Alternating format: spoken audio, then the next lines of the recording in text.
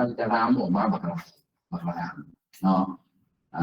เพราะฉะนั้นในเวลาที่ว่ายังบ่ทันได้มีความชัดเจนในที่นี้ก็มีแต่ว่ามีอย่างอื่นที่นี่แต่เนี่ยเจ้าหน้าที่กฎหมายสิว่าจังได๋แบบนี้นะอันนี้เนี่ยอาจารย์ตอบบ่ได้เนาะเพราะว่าอันนี้นี่มันบ่ไปตามหลักกฎหมายถ้ามันคือต้องแค่เพื่ออาจารย์อธิบายเมื่อกี้นะเนาะมันต่างบิ๊กซีนี่เป็นพวกน้องอาจจะบ่รู้ซื่อๆแต่มื้อนี้พวกน้องอาจจะไปเปลี่ยนทิศเนาะไปเปลี่ยนทิศไปขอเจ้าถ้าว่าใครท่านบ่ให้นะ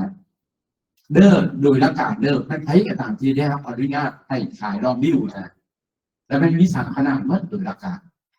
มีขนาดลองวิวมีขนาดเครื่อง JAC และก็มีขนาดเด็ด JAC พากันไปขอตื้มอันนี้นะได้บ่เอาผู้อื่นที่ตื้มโดยอาจารย์หลานขอถามแน่โดนลองวิวของบิ๊กซีนี่แม่นเฮาบ่สามารถนำมาเป็นรายจ่ายของบริษัทนอกจากว่าเฮาต้องไปขอตัวเป็น JAC ว่ะอาจารย์แม่นอาจจะเป็น JAC หรือว่าเครื่อง JAC อันนี้นะเพราะว่ามันแล้วแต่ถ้าว่าข้อมูลมันหลายเขาจะอาจจะออกเป็น JAC ให้แต่ว่าถ้าว่าข้อมูลบ่หลายอาจจะเป็นเครื่อง JAC โดยเพราะว่าถ้าสมมุติถึงว่าลองบิวหั่นสิมีอากรแล้วก็มีเลขใบอนุญาตแล้วก็มีชื่อบริษัทอันนั้นก็บ่สามารถใช้เป็นรายจ่ายได้ว่าอาจารย์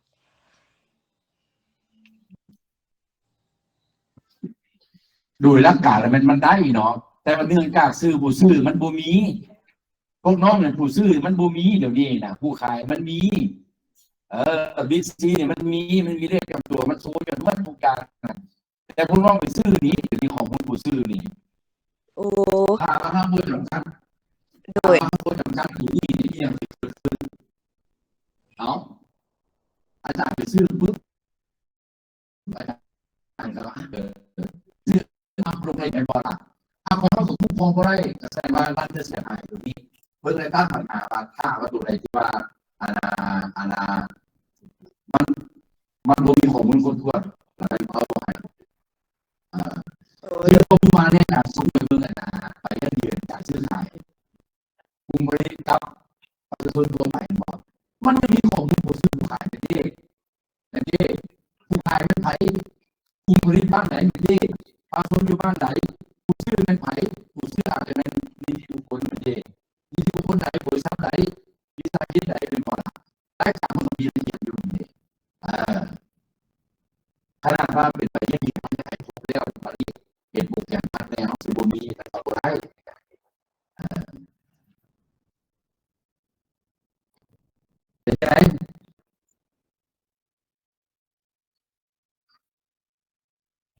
เป็นไงทางบ้านยัง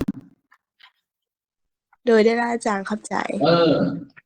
ให้เข้าใจว่าทุกอย่างนี่มันค่อนข้างเวิร์กเด้อแต่ว่ามันบ่เวิร์กบอลว่าพวกน้องบ่มีข้อมูลซื่อมันบ่มีชื่อผู้ซื้อซื่อเอาผู้อื่นเนี่ยมีอย่างดื่มเจ้าสบายดีอาจารย์น้องมีคำถามสอบถามครับ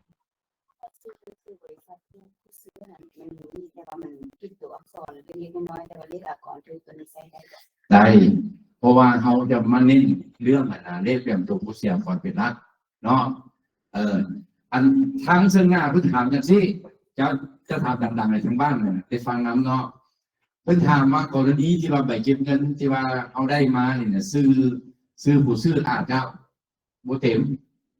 อาจจะจำกัดจำกัดผู้เดียวเนาะแต่ว่าตัวเลขมันน้อยนะตัวซื้อมันน้อยนะมันอาจจะตกไปอันนี้เขาบริยึดติดเขายึดติดตัวจริงมันเลขเป็นตัวผู้เสียก่อนพี่จื่อพอจากเล่ากันนะเมื่อวานนี้นะบาผู้ประกอบเขากำลังพัฒนาตัวนี้ขึ้นมาก็คือระบบ API เนาะระบบ API ตัวนี้มันจะเชื่อมต่อระหว่างผู้ซื้อกับผู้ขายโดยไม่ได้ผู้เนี่ยผู้เรียกอย่างตัวผู้เสียก่อนพอขั้นต่อไปมันจะง่ายตัวนี้นะเอาทางบ้านเชิญเจ้าสบายดีอาจารย์น้องมีคำถามสอบถามนิดนึงเกี่ยวกับการออกใบบินออกก่อนอาจารย์คือกรณีน้องซื้อเครื่องจากต่างประเทศอาจารย์แล้วซัพพลายเออร์ของน้องอยู่ต่างประเทศแล้วน้องมาหัก วิทโฮอยู่ 13% เนาะคือ VAT 10%แล้วก็อากรกำไร 3%แล้วนอกจากรู้ว่าตัวรายจ่ายตัวนั้นเนาะอันน่ะสามารถลงเป็นรายจ่ายทางด้านอากรได้บ่อาจารย์ อันตัวที่น้องถามไปนะอาจารย์บ่ได้ใจว่าพวกน้องว่าน้องได้ฟังอาจารย์อธิบายของเมื่อวานนี้เนาะสินค้าที่เราซื้อจากต่างประเทศนี่มันมี2สินค้าอันนึงจับหมายได้อันนึงจับหมายบ่ได้เป็นชื่อบ่แม่นบ่ ครับ อันจับหมายได้เนี่ยสินค้าที่ซื้ออยู่ต่างประเทศนี่นะถ้าว่าจะต้องการลงรายจ่ายอยู่ลาวได้นี่ต้องผ่านภาษีต้องผ่านการคิดได้จากภาษีที่ว่าอาจารย์ยกตัวอย่างลิฟต์ว่านี่ลิฟต์เนาะลิฟต์คนลงนี่นะเวลาน้องเอาลิฟต์เข้ามานี่ปุ๊บลิฟต์จับหมายได้บ่จับหมายได้เพราะฉะนั้นเจ้าที่ภาษีจะคิดได้เมื่อภาษีค่าเข้าอากรต่างๆเข้ามาเมื่ออันนี้เขาเอื้นมาสินค้านำเข้าภายหลังนั้นเข้ามาปุ๊บลิฟต์ใช้ได้บ่ใช้บ่ได้เป็นเด้เขาจะต้องไปจ้างเอาบริษัทอยู่ไทยเข้ามาติดตั้งเนาะเข้ามาเมนเทนเนนซ์แล้วแต่ว่ากันไปแล้วตัวที่ว่าเกิดขึ้นอยู่แล้วนี้เขาค่อยเอื้นมาอันนี้เป็นซุ่มไส้สินค้าซุ่มไส้การบริการจ้านี่ที่บุคคลต่างประเทศที่บ่มีภูมิลำเนาแล้วบางนี้เว็บติดพันกับลิฟต์เวลาผู้ต้องนำเข้าในจ่ายภาษีแล้วเนาะถือว่าเป็นอักของมูลค่าเพิ่มดีไปจ่ายตัวที่2มันไม่ยังแล้วเป็นขอดเกิดขึ้นอยู่ภายในประเทศขอดเกิดขึ้นอยู่ภายในประเทศปุ๊บน้องมีหน้าที่น้องมีประชาชนแจ้งจ่ายเนาะบ้านนี้อากรส่งอย่างนี้อากรจากลิฟต์ตัวนี้สิติดพันกับการนำเข้าภาษีเก็บจะดีหรือว่าติดพันกับภายในพวกน้องมีปัญหาไปแจ้งจ่ายจะดีถ้าเราติดพันกับการดำเนินธุรกิจเขาสามารถเป็นส่วนเข้าได้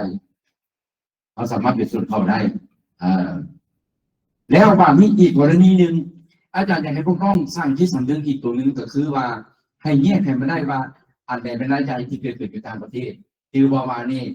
อันใดที่เป็นรายจ่ายจากการชมใช้การบริการจากพวกบริษัทของเราพันมาจุดนี้ค่อนข้างซับซ้อนอาจารย์ได้ขอคนคืนน้อยหนึ่งเนาะก็คือยกตัวอย่างมาพวกเขาไอ้น้องพวกเขาไปกินเฟอร์อยู่หนองคายเนาะนี่คือกินเฟอร์อยู่หนองคายปึ๊บโอ้เดี๋ยวนี้เนี่ยเขาอยากลงรายจ่ายอยู่ลาวได้ดีใจไหนเขาขอรายจ่ายตัวนี้ไปย้อนใจไปอีก10%เนาะ10%พอแล้วเขาย้อนคือเสียมีคนที่จ่ายอีก3%เป็น13%เพื่ออย่างเพื่อสิทธิ์ในการลงทุนรายจ่ายหรือว่าเพื่อสิทธิ์ในการขอคืนเงินในพวกที่ว่าแบบที่ว่าเขาได้คิดรายจ่ายครับอันนี้โดยหลักการแล้วมันแค่บูถือบูถือในที่นี้ข้อหมายอาจารย์จะอธิบายนี่แม่นถ้าว่าเป็นรายจ่ายที่เกิดขึ้นอยู่ต่างประเทศเนาะอาจารย์ยกตัวอย่างง่ายๆอีกอันหนึ่งสมมติว่าพวกน้องเราไปไทยซะเนาะไปไทยเพื่อไปเจรจาซื้อสินค้าซะสมมติไปซื้อตู้เย็น100 หน่วยเนาะตู้เย็น100 หน่วยน้องพวกน้องไปซื้อตู้เย็น100 หน่วยค่าใช้จ่ายอยู่เมืองไทยมันสิมีอย่างใดนับเป็นรถไฟไปแล้วไม่บอกหรือยนต์ไปแล้วบ้านพักค่ารถแท็กซี่บอกมีอย่างเงี้ยค่ากินค่าอยู่ค่าต่างๆเนี่ยนะแต่ว่าเวลาเธอต้องได้ตู้เย็นมา100 หน่วยปั๊บเนาะบรรลุประสงค์นะว่าคอยได้ตู้เย็น100 หน่วยมาในตู้เย็น100 หน่วยมานี่ปุ๊บนี่ในเวลาที่เราขนส่งตู้เย็นจากกรุงเทพสมมติเนาะมาหาด่านภาษีนี่นะมันจะมี2ค่าติดพัน1เป็นอย่างค่าขนส่งประเทศ2มีค่าประกันภัยบัดนี้สินค้าตู้เย็น100 หน่วยตัวนี้มันต้องจ่ายภาษีปุ๊บมูลค่าแจ้งภาษีนี่มันบอกว่า CIF C เป็นอย่าง cost เนาะต้นทุนซื้อI เป็นอย่าง insurance ประกันภัย F เป็นอย่าง freight ขนส่งมันให้ได้3ค่าตัวนี้บวกออกเป็นมูลค่าแจ้งภาษีเนาะเพราะฉะนั้น3ค่าตัวนี้ภายหลังแจ้งภาษีเข้ามาปุ๊บมันจะเป็นต้นทุนสินค้าแสดงว่ารายจ่ายที่เกิดขึ้นอยู่ต่างประเทศนี่มันมี2อันก็คือทางกลุ่มกับสินค้าครับทางอ้อมของสินค้าเพราะฉะนั้นบรรดารายจ่ายค่าพวกน้องเป็นน้องพวกนี้บอกพวกน้องไปขี่แท็กซี่บอกหรือว่าพวกน้องไปกินอยู่ต่างๆนะหรือว่าค่าใช้จ่ายหรือทางบอกพวกนี้นี่เป็นบ่ครับลูกหรือรายจ่ายแม่นบ่ชื่อเรียกเล่ากันรายจ่ายที่เกิดขึ้นอยู่ต่างประเทศกฎหมายของมึงเขากฎหมายก่อนรายได้ฉบับเลขที่67ฉบับเลขที่01มาตรา18บทเรียนเก่าถึงเลยว่ารายจ่ายที่เกิดขึ้นอยู่ต่างประเทศเขาให้เป็นสัดส่วนบทหรือเขาให้แบบไหนบุกกฎหมายบริบาลเลยแสดงว่าลงบ่ได้เนาะ แล้วบางที่พวกน้องอาจจะสงสัยว่าค่อยเอารายจ่ายตัวนี้ละอันที่คือกินอยู่ต่างประเทศละค่อยเอามาแล้วค่อยมาบวกค่อยยอมจ่ายกันเป็น10%แล้วค่อยจ่ายค่อยยอมค่าเอาออกก่อนอีก3%เพื่ออย่างเพื่อค่อยรักษาสิทธิ์ในการลงรายจ่ายตัวนี้อันนี้บ่ได้เนาะก็เพื่อการอธิบายแหละให้มันมีสองคล้ายๆกันเอามีรายจ่ายอยู่ต่างประเทศกับเอาสมใช้อันสินค้าและการบริการจากพวกต่างประเทศมันต่างกันเนาะอันนี้เนี่ยเป็นตัวหนึ่งที่ว่าค่อนข้างสับสนเนาะเพราะฉะนั้นพวกน้องต้องไปเรื่องอะไรไหนไปทำความเข้าใจกับมันเนาะก็คือเมื่อวานคือยกตัวอย่างอยู่ก็ปรึกษาเนาะปรึกษาการลงทุนเดี๋ยวนี้นี่ค่อยสิไปชอบลูกค้าค่อยอาจจะไปชอบลูกค้าเนาะหรือว่าเขาอาจจะขอปรึกษาหนึ่งซะอยู่ไทยอยู่กรุงเทพเนี่ยมันดีกว่าสาวเป็นเก่งได้เอาแหละขี่เดินเพิ่นไปกรุงเทพเพิ่นไปปรึกษากับใครเจ้าเนาะอันนี้รายจ่ายที่ติดอยู่ต่างประเทศแล้วนี่เนาะปรึกษาก็ขึ้นมาปึ๊บผู้ต้องสิมาบอกว่ารายจ่ายตัวนี้ค่อยจะไปยอมบวกอีกได้อีก10%แล้วค่อยจะจ่ายอีก3%เพื่อรักษาสิทธิ์ในการลงรายจ่ายอันนี้บ่ได้ให้เข้าใจอย่างที่แต่ว่ากฎหมายคนได้หัวไม้นี่ปัจจุบันนี้อาจารย์จ้างเอาหัวเก่ามาสอนให้เด้อ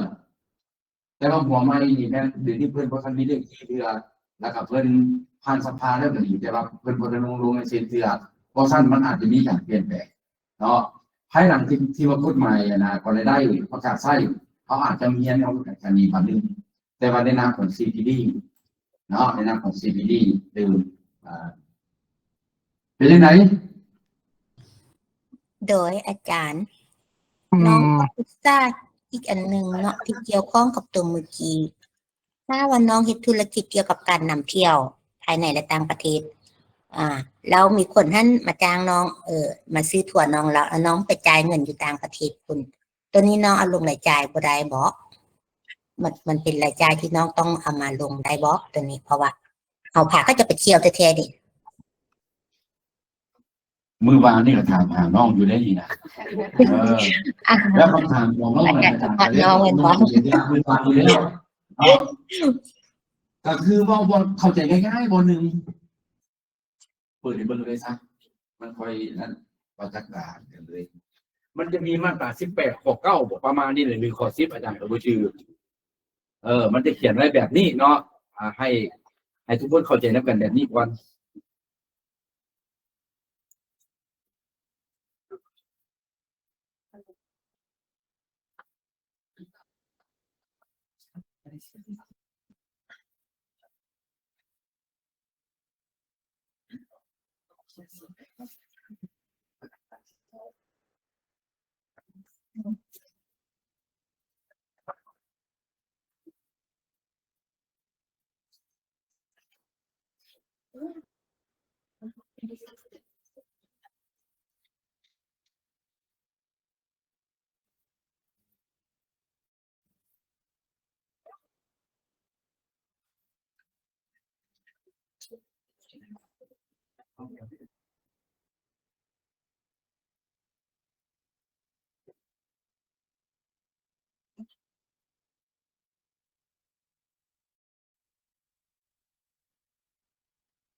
นี่มาตรา18เด้อรายจ่ายที่บริหารให้เป็นรายจ่ายทางด้านสื่อสารก่อนมันจะอยู่ข้อ 9ของข้อ10แต่บ่ชื่อข้อ 9เบิ่งน้ำกันเด้อข้อ 9มันว่าจังได๋รายจ่ายที่บ่มีไปเก็บเงินตามรูปแบบที่กระทรวงการเงินได้กำหนดถ้าว่าผู้น้องไปใช้มันแม่นไปเก็บเงินกระทรวงการเงินกำหนดบ่หรือบ่มีเอกสารแจ้งยืนหรือมีเอกสารแจ้งยืนแต่บ่ถูกต้องเพราะฉะนั้นถ้าว่าเขียนจังซี่นี่นะกฎหมายเขียนจังซี่นี่เข้าใจง่ายๆแล้วก็ลดว่าลงบ่ได้แต่ว่าลงได้ทางด้านไหนทางด้านบัญชีลงได้แต่ทางด้านก่อนมันเป็นรายจ่ายของห้างรายจ่ายบวกครับเนาะก็คืออย่างยกตัวอย่างเนาะค่อยลาทำขนส่งเนาะในหลวงสร้างไปหาท่านและของเตย แต่หลวงสร้างไปหาด้านหัวหนึ่งนี่คือเก็บไว้10%ประเทศเกิดขึ้นอยู่ลาวเด้อันนี้ข่อยต้องเก็บแบบจากผู้จ้างข่อยเนาะถึงจะเป็นการมองได้ก็ตามแต่เขาต้องแบ่งสัดส่วนว่าแต่หลวงสร้างไปหากรุงเทพหาแค่ของเตยนี่มันจะมียักษ์ละเอาขนาดสัดส่วนเอาตัวนี้เนี่ยเนาะแล้วบางนี้ในส่วนที่ว่าพิษหนองคายไปปึ๊บเนาะข่อยมี2เงื่อนไขก็คือ อันที่1ข่อยสามารถแก้เองแม่นบ่สามารถแก้เองจากเลี้ยงกันจากกันนะด้านตัวนึงไปหาเรื่องของเตยถ้าว่าข่อยแก้เองตัวนี้ปึ๊บข่อยต้องมีค่าใช้จ่ายอย่างแดดเนาะ1มาอาจจะเป็นน้ำมันเกิดขึ้นที่ไทยนี่เด้2มาค่าซ่อมแซมต่างๆ3ค่ากินอายุต่างๆนี่เด้4มาค่าประกันภัยบ่แม่นว่าร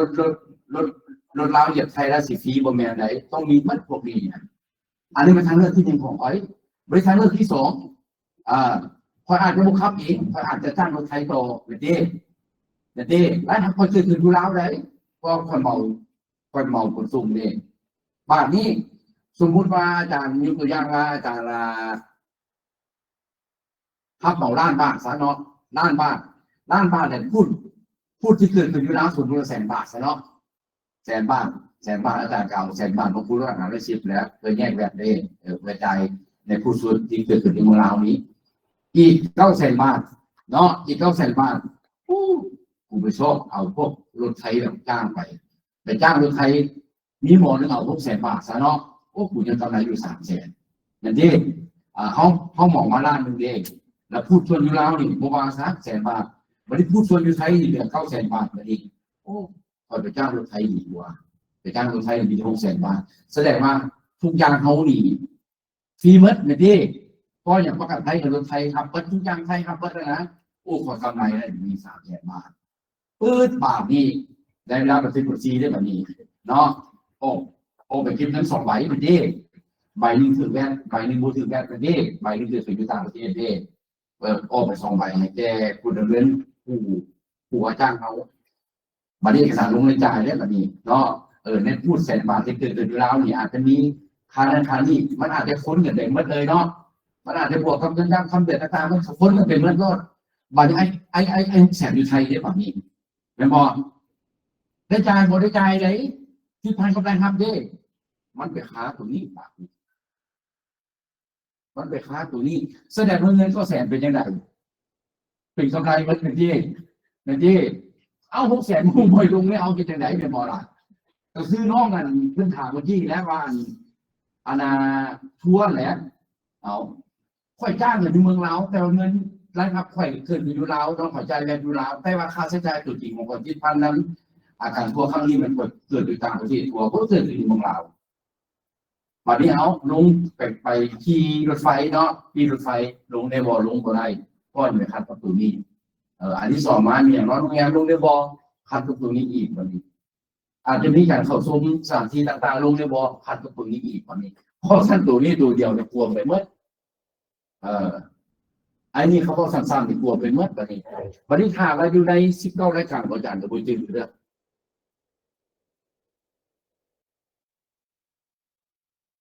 18รายการเนาะเบอร์19อยู่ใน18รายการตัวนี้นะมันจะบ่มีรายการตัวนี้บอกเลยว่าถ้าว่าเจ้าเกิดขึ้นในต่างประเทศนะแต่เป็นว่าเจ้าสามารถอาณาพิจารณาเจ้าบัดนี้ครับขึ้นไปตู้เย็นน้อยนึงเนาะครับขึ้นไปตู้เย็นน้อยนึง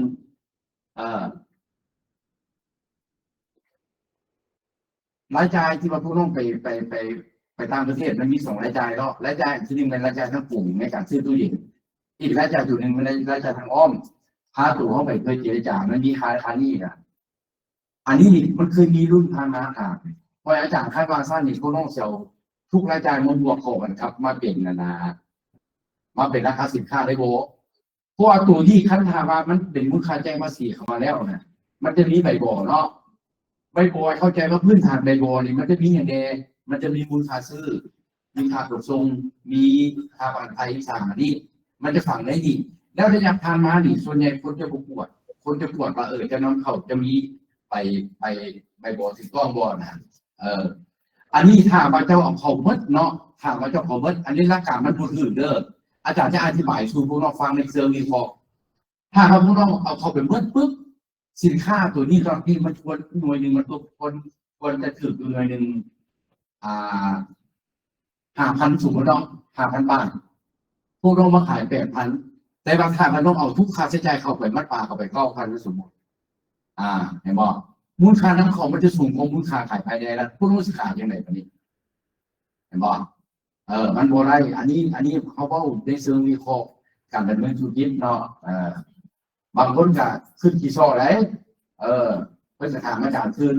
ว่าอาจารย์ชั้นมาสั้นพวกมันขายทุกทุนก็ซื้อแต่ก่อมามู่นี่แหละดีได้ท้องตลาดเขาจะซื้อขายตัวนี้ขายตัวสิจิ้มตัวทุนยกคืนบาทนี่จะนำของมาบ้านเมืองจะนำของมาพิจารณาการเจ้าคือเอาพอ8,000 9,000รุ่นเข้ามามูลค่าตัวทุนสูงขึ้นอาจจะสิจิ้มขึ้นมาเมื่อบาทนี้อันที่สองไม่ยังหลักฐานการโอนเงินแต่นี่ค่าใช้จ่ายเรื่องรถเมล์บอกรถไฟบอกเบี่ยงต่างๆเนี่ยที่เจ้าจ่ายเงินสดเองวันนี้หลักฐานการโอนเงินมันมีแต่พอรันบัตรนี่เขาจะสิ่งไหนเจ้าที่แต่นะอาจารย์วางสิ่งเนาะมันบ่ได้เป็นยังไง เจ้าอาจารย์ก็น้องยังบกระจ่างแจ้งเกี่ยวกับตัววินหูนิดนึงอาจารย์คือเมื่อกี้อาจารย์อธิบายเรื่องลิฟต์เนาะเป็นสินค้าที่จับบ่ายได้แต่บัดนี้ในกรณีน้องใช้บริการคืออาจารย์เป็นค่าตัวอย่างคือน้องไม่เกษมราษฎร์เนาะอาจารย์เนาะคือพวกน้องมีจ่ายค่าแลบค่าขนส่งค่าที่ปรึกษาค่าซ่อมแปลงต่างๆนี่นะเข้ามาเมนเทนเนนซ์ไทยแล้วรายจ่ายต่างๆพวกน้องจ่ายเพิ่มอีก 13%แล้วพวกน้องแจ้งในระบบแท็กลิสต์เนาะก็ออกใบเก็บเงินแล้วก็พวกน้องจ่ายเพิ่มให้กับซัพพลายเออร์อีก 13%แล้ว 13% ถ้าพวกน้องบ่ลงเป็นรายจ่ายได้บ่อาจารย์ 13%ตัวนี้โดยหลักการเดิมมันจะมีแบนกับวิทูดิ้งแท็กกันเด้โดยและ 10% ตัวนี้นี่โดยหลักการเป็นพวกน้องสามารถขอคืนได้ถ้าว่ากิจการของน้องมีแบบส่วนออกแต่ว่าเกษตรราษฎร์นี่มันเป็นห้องหมอเนาะถ้าเป็นห้องหมอละกฎหมายของมุลค่าบนกำหนดให้เป็นกิจการยกเว้นพวกน้องยกเว้นแบบหาออกโดยยกเว้นแบบประเทศโดยแสดงว่าขั้นถามยกเว้นแบบรายการตัวที่ให้ลงเป็นรายจ่ายเลยเนาะให้ลงเป็นรายจ่ายเลยบ่สามารถเอามามาขอคืนได้ตรงนี้เนาะอันนี้เป็นผมครับเพิ่มอันนี้นะผู้ต้องแจ้งการสืบแล้วตัวนี้นะถ้าว่าไปจ้างเจ้าที่บุมีบุญน้องของมาแล้วนี่แต่ว่าตัววิทุนที่3%นี่นะคือว่าอาจารย์ว่าแต่เมื่อก่อนรายได้คุณเนาะถ้าว่าพาร์ทเนอร์ของพวกน้องหรือว่าผู้เขามาสนองให้พวกน้องนะถ้าเป็นบุคคลเขาจ่ายอย่างก่อนรายได้คุณก็ก่อนรายได้ไม่ใช่ศึกษาเขาจ่ายก่อนกำไรแต่คนจะจ่ายก่อนรายได้เดือนก่อนกำไรเขาต้องเบิ่งอย่างDTA ระหว่างเรากับไทยกับนนคือแนวไหนเนาะ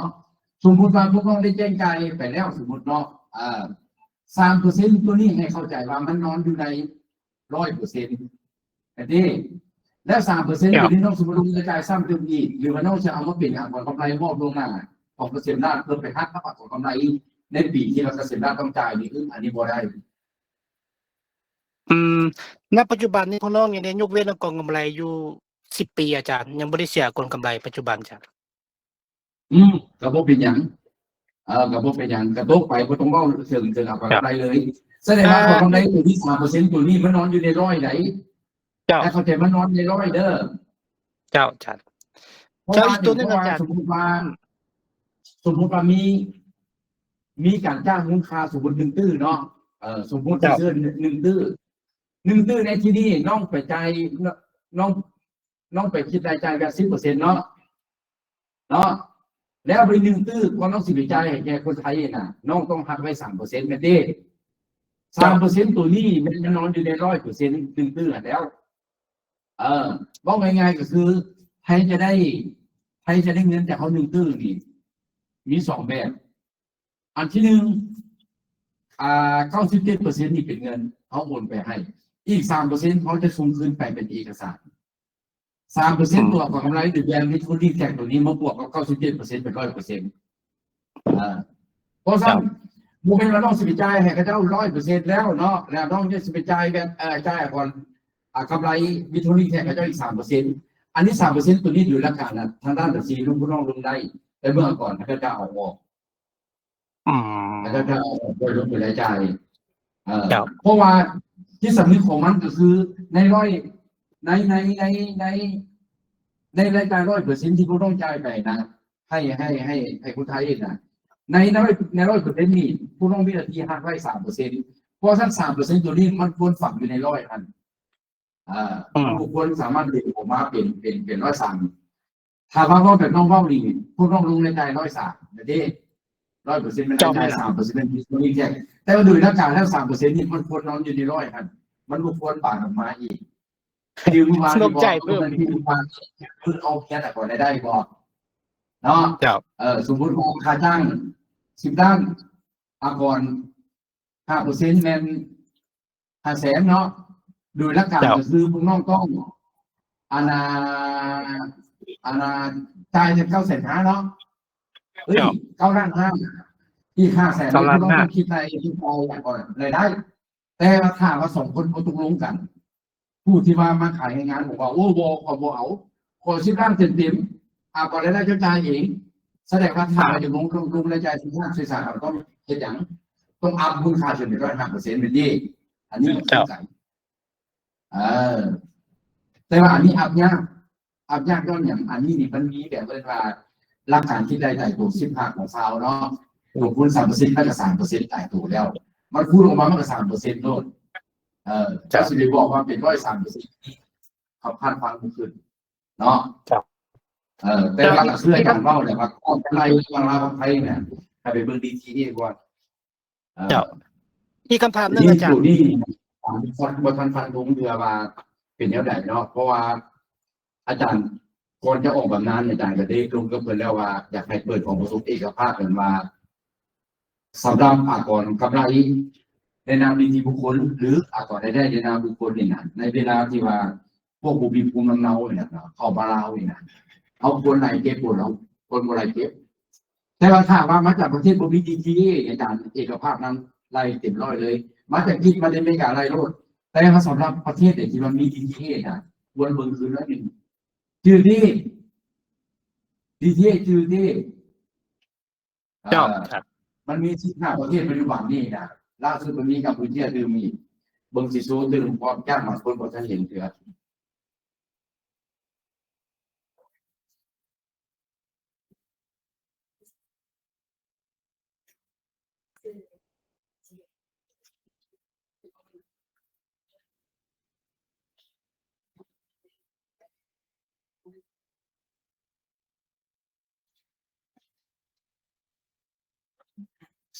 จะมันเป็นอยู่นะคุณอยู่บอกฝึกยาซะเนาะก็เลยบอกกันแล้วแหละใครสนใจก็จะค่อยถามตื้มเนาะอันนี้นะอาจารย์อีกคำถามนึงอาจารย์กรณีพวกน้องชื่อนำนิติบุคคลภายในประเทศอาจารย์แต่ว่าซัพพลายเออร์พวกน้องบ่อยู่ในระบบแท็กลิสต์แล้วก็ออกไปบินอากรบ่ได้เนาะแต่พวกน้องจ่ายเพิ่มจ่ายแทนเขาเจ้า 10% นั่นน่ะอาจารย์ตัวนี้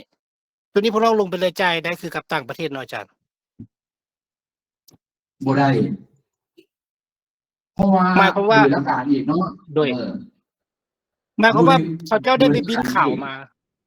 เขาจะออกไปบิน AC ธรรมดาพวกน้องเนาะ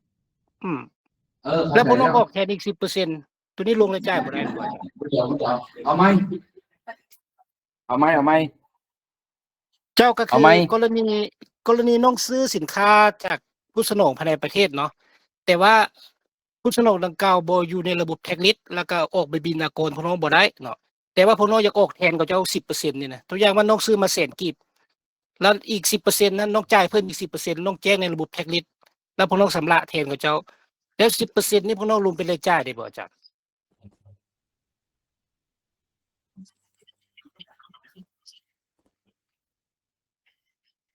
โดยหลักการเนาะหลักการอยู่ภายในประเทศนี้เขาจะรับการสนองเองจากภาคส่วนไหนแดงจาก2 ภาคส่วนเนาะเอา3ซะรวมเป็น2เนาะ หนึ่งมันไผผู้อยู่ในระบบของคุณค่าเพิ่มประเทศผู้อยู่ในระบบของคุณค่าเพิ่มสองมามันไผจุลวิสาหกิจเนาะเพราะว่าเอาเรื่องนี้ข้ามทางเด้เนาะระยะข้ามทางเพื่อเพราะฉะนั้นจุลวิสาหกิจมันมีสองแบบก็คือแบบหนึ่งสร้างตั้งใหม่เข้าระบบโอโต้เลยพวกไหนที่ว่าสร้างตั้ง2 คือหลังนี้พวกนี้มันจะนอนอยู่นั้นยังอยู่ในระบบมอบหมองอยู่นะมันยังคือเครื่องกลางๆอยู่นะอันนี้เป็นกรณีที่สองสามมันไผสามเป็นบุคคลประเทศบุคคลทั่วไปเพราะฉะนั้นโดยหลักการแล้วแม่มาถ้าว่าน้องไปทำการสนองกับผู้อยู่ในระบบของคุณค่าเพิ่มนี่เขาจะมีหน้าที่ออกไปเก็บเงินในพวกน้องพร้อมทั้งเก็บแบบพร้อมค่าสินค้าและการบริการตัวนั้นนะคือแบบเนาะแล้วบริกรณีที่สองถ้าว่าน้องไปซื้อจุลวิสาหกิจนี่นะ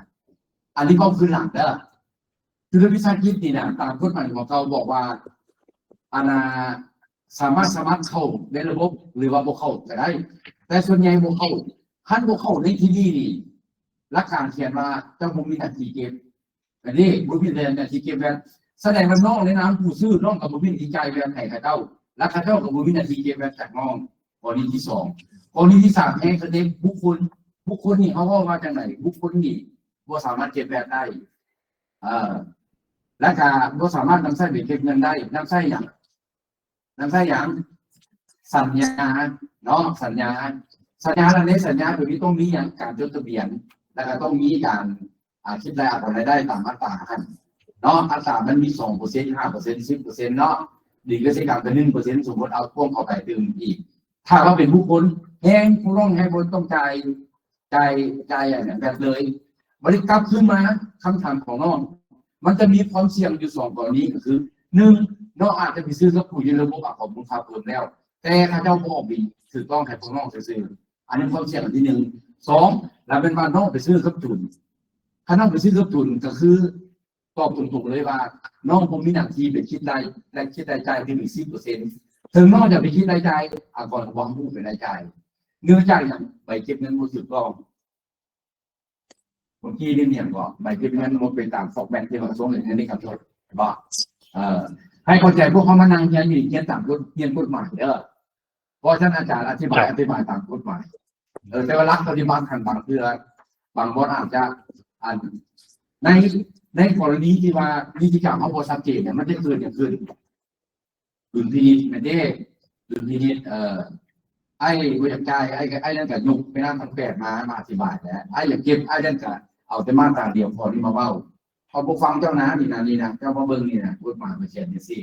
แสดงว่าไอ้นั่นปิดทางเลยไปบ่ได้หรือว่าเป็นชื่อผู้ใจดีได้เอาใครเจ้าเป็นสัดส่วนเปอร์เซ็นต์เด้อเท่านั้นนี้เด้อต่างๆเนี่ยอันนี้ก็อาจจะเป็นไปได้นี่เนาะพอสรุปแล้วตกคำถามของน้องนี่แม่นบ่ได้เด้อบ่ได้มีแต่ว่าเขาถามเบิ่งว่าแต่นี่ไปหาอนาคตดีนะเนาะถ้าว่าคำแนะนำเขาออกมาชัดเจนแล้วนะเนาะเป็นบทอีกแก่จุดวิสัยที่ต้องเห็นแล้วนะเขาอาจจะเห็นภาพมันกว้างขึ้นแต่ตอนนี้ก็คือสิยังอยู่ตอนนี้นะเนาะเพราะเขายังขาดความชัดเจนว่านิติกรรมออกมาคือแนวไหนเจ้าขอบใจอาจารย์เจ้าใจอาจารย์เอาคืออื่นนี่เป็นยังไงก็ถามที่เกี่ยวกับของเราเนาะเพราะว่าพวกให้ลงรายจ่ายเวลานั้นเนาะเวลาทางด้านบัญชีเขาได้ลงรายจ่ายเนาะแล้วก็นี้ทางด้านอากรเขาจะมาหักเรื่องมาพวกให้ลงรายจ่ายแต่เวลาขวดจ่ามาเนาะเวลาขวดจ่าอะไรเรียกมาตัวนี้ก็จะมาไล่คืนมาเขาออกแหละเขาออกแหละมันซ้ำมาเขาก็ไล่ออกอยู่แล้วเขาออกแล้วจะไล่คือว่าเขาต้องไม่มาเสียให้อันนี้นี่นะเขายังเสียก่อนนี้ก็ได้ก่อนได้แท้ชื่อว่าอาจารย์ว่ากำไรมีสั่งกำไรทางด้านบัญชีก็ต้องเฮ็ดเองกำไรทางหน้าก่อนเราก็ต้องเฮ็ดเอง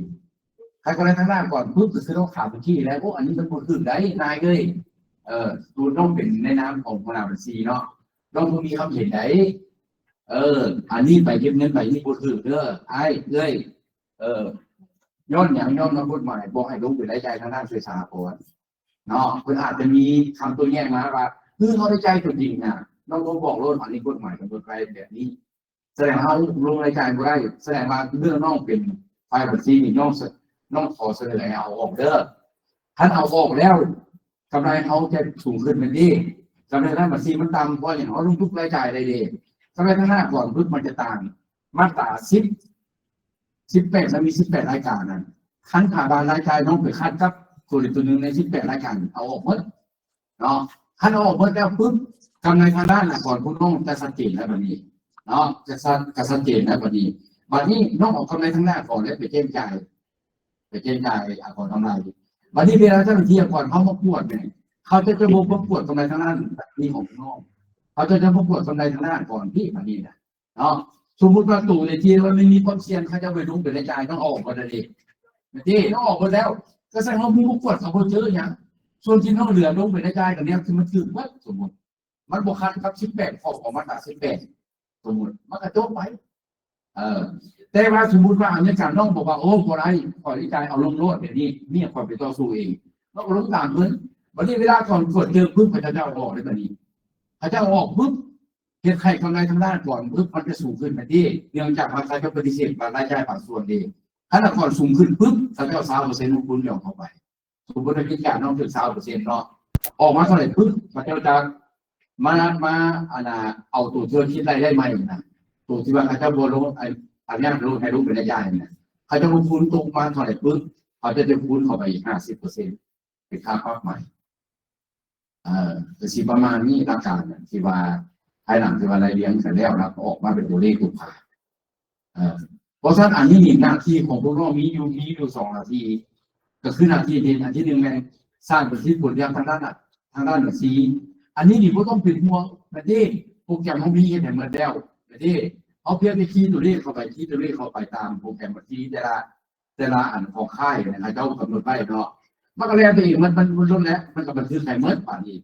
มันก็ได้ทางด้านก่อนมันบุกเกี่ยวกับระบบบัญชีไหนเขาจะต้องเห็นด้วยมือได้แบบนี้จะต้องเบิ่งด้วยตาได้แบบนี้ต้องเห็นด้วยมือแบบนี้นะโอ้อันนี้ดีสมมติบัญชีไงประเภทเกี่ยวกับการซื้ออะไรนึงเนาะปุ๊บเนาะผู้น้องกับมาเบิ่งนะสมมติว่าค่าใช้จ่ายการสมมติเนาะเขามีสมมติว่าเขามีร้อยรายการในปีนั้นในร้อยรายการเขาหัวเองเนี่ยเขาบันทึกบัญชีเองเนี่ยมันมี8 รายการนี่นะเป็นไปเก็บเงินผู้ถูกต้องเขาก็เอาออกแล้วนี่ตัวเขาเองไหนแล้วสร้างตารางกันผลงานทางหน้าก่อนตัวนี้สร้างด้วย Excel ที่โปรแกรมมันจะบ่มีให้หรือว่าพวกน้องสิไปสร้างโปรแกรมเองอันนี้อาจารย์ก็ส่งเสริมแต่ว่าเบื้องหลังก่อนเขานี่บ่มีโปรแกรมให้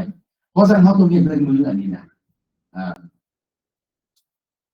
ดีแท้ๆนะหลังจากว่าเวลาพวกนู้นยินไปแจ้งนะบุกเกิดที่เช้าของเดือนท่าไตรอบ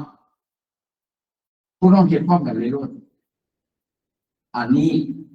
เป็นรูปแบบเป็นเองไม่ถูกต้องเขียนเป็นเดือนไปแล้วสะสมมาเมื่อปีปุ๊บก็ให้มันลิงก์ไปประเดี๋ยวด้วยเพราะตั้งสูตรExcel แต่ละเดือนไปมันลิงก์ไปเดือน12 เดือนแล้วเย็นประเดี๋ยวถ้าพวกน้อง11 ท่ายปีประเดี๋ยวเห็นบ่ทันคันถามว่าบริษัทใหญ่ๆมีรายการซื้อประมาณเดือนหนึ่งประมาณ1,000 รายการบอกขึ้นเมื่อนี่ถ้ารายการเฉพาะต่างนะบ่ได้เพราะต้องเฮ็ดเป็นเดือนไปเพราะว่าปิดบัญชีแล้วปุ๊บเนาะอาจารย์พูดถึงเรื่องกฎหมายบอกเลยการเปิดของทุนสมัยสามัญของสภาบริหารผู้ถือหุ้นนี่นะมันจะเป็น15 เดือน 2บ่เนาะจะที่การเรียน15 เดือน 2เป็นตัวมาอาจารย์บริหารเตะภายมีข้อมูลเขาบอกเต็มแล้วเนาะเพื่อทำผลโครงการดำเนินธุรกิจเนาะสมมติเนาะพวกนี้จะตรวจสอบกฎกันต่างๆอะไรแบบนี้แล้วจะสิมันงงป้องไม่ต้องเนี่ยโอ้อันนี้มันตายเลยเนาะอันนี้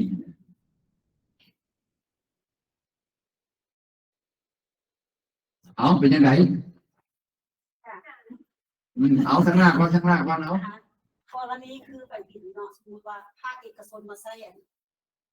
ไปเซาของประชุมของภาครัฐเขาสิเนาะคือของประชุมแห่งชาติกับศูนย์ TCT นี่คือก็จะบ่มีเป็นบินแบบนี้อยู่แล้วก็จะเป็นบินขาวเนาะ จะมีจ้ำจ๋าสินะกระเด็นสินะเขาสามารถลงได้บ่ อันนี้นี่แม่นรูปแบบแบบเก็บเงินเขาจือบ่อาจารย์เว้าจือบ่รูปแบบแบบเก็บเงินเท่านั้นจือเด้ สูงบ่ มันจะมีไปน้อยๆนะแต่ว่าเดี๋ยวนี้นี่แม่นความชัดเจนนี่เว้าเรื่องว่าถ้าในการของรัฐต้องนำใช้แบบเก็บเงินแบบใดนะอันนี้มันบ่มีเด้อแต่ว่าอยู่ในอาณารายรับของภาครัฐเลยนะมันจะมีอยู่2อันภาครัฐเด้ออันที่1ในค่าธรรมเนียมค่าบริการเนาะค่าธรรมเนียมค่าบริการเฮาเห็นแล้วใบเก็บเงินสิส่วนสาขามือนี่แต่ที่เอาไปใบขับขี่3คนบ่ใบขับขี่บ่เฮาไปแต่พาสปอร์ตมันจะมีใบสามนี้เพิ่นว่าเป็นใบถูกต้องแต่ว่าเคียงคู่กันนั้นมันจะมีการจัดตั้งของรัฐมีรายได้คือบ่อาจารย์ยกตัวอย่างว่าโรงเรียนหลวงสร้างเฮานี่เอาพื้นที่ตัวนี้ให้อันสภาเซานี่คนคือเสีย 10% เนาะหรือว่าโรงเรียนหลวงสร้างอาจจะเอาห้องพื้นครัวห้องอาหารบอกให้คนอื่นเข้ามาเพื่อว่าขายเฮ็ดอาหารเครื่องดื่มขายนะอันนี้ก็คนคือ 10% แต่ว่าใบคิดเงินตัวนี้บ่ทันได้อันนั้นจะแจ้งเพื่อว่าคนจะซ้ำใช้ใบเก็บเงินแบบไหนแต่ว่าคันว่าแบบนั้นให้แค่แม่นเนาะถ้าพระเจ้าบ่บอกค่อยละเอียดนี่นะตัวต้องเว้าครับถือว่าได้เพราะมันบ่มีความเข้าไปได้มันมืดละ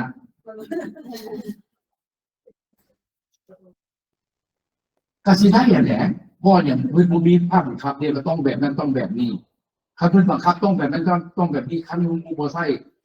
แบบนี้ก็ใช้บ่ได้สมมุตินะเป็นเงินตรงกับเงินออกสมจัก ต้องชื่อผู้แบบของใบเก็บเงินของกระทรวงการเงินออก เพราะว่ากระทรวงการเงินบ่ได้กำหนดเลขอยู่นี่เด้กระทรวงการเงินกำหนดอันใบคิดเงินค่าธรรมเนียมค่าบริการซ้ำฝ่ามือนี่นะแล้วมันติดพันกับ02หุ้นบ่ติดพันกับรายได้ของภาครัฐคือยกตัวอย่างเอาง่ายๆเนาะเอาตัวจริงมาเว้ากันเด้ออันสิ่งที่ว่าอาจารย์ยกเป็นตัวอย่างนี่ขอโทษเด้อท่านตามภาคส่วนไหนเด้ออันนี้บ่ได้มีเจตนาอยากขายหน้าบ่ได้ลบหลู่ต่างๆอย่างเพียงแต่ให้พวกน้องเห็นภาพมันแจ้งขึ้นยกตัวอย่างว่าโรงเรียนสภาวิชาชั้นกลางเห็นบ่ข้าเจ้าเดินบานให้คนเฒ่านะเนาะผู้เฒ่าสิเป็นไผก็ตามเรื่องของผู้เฒ่าเนาะคันผู้เฒ่าสิเป็นผู้ดำเนินธุรกิจก็มันเสียแบบยกเว้นกีฬาเรียนลืมแต่ว่าผู้ให้เฒ่านี่แม่นไผแม่นลานทันทีนั่นเองผู้ให้เฒ่าไม่รัฐผู้ให้เฒ่าต้องจ่าย 10% อยู่นี่จือบ่อาจารย์ถามคนจือบ่มันจะมีอยู่มาตรา34ข้อที่12เด้อจดแล้วไปเบิ่งจดแล้วไปเบิ่งคืนเบิ่งเด้อนี่อาจารย์เปิดเบิ่งเลยซะ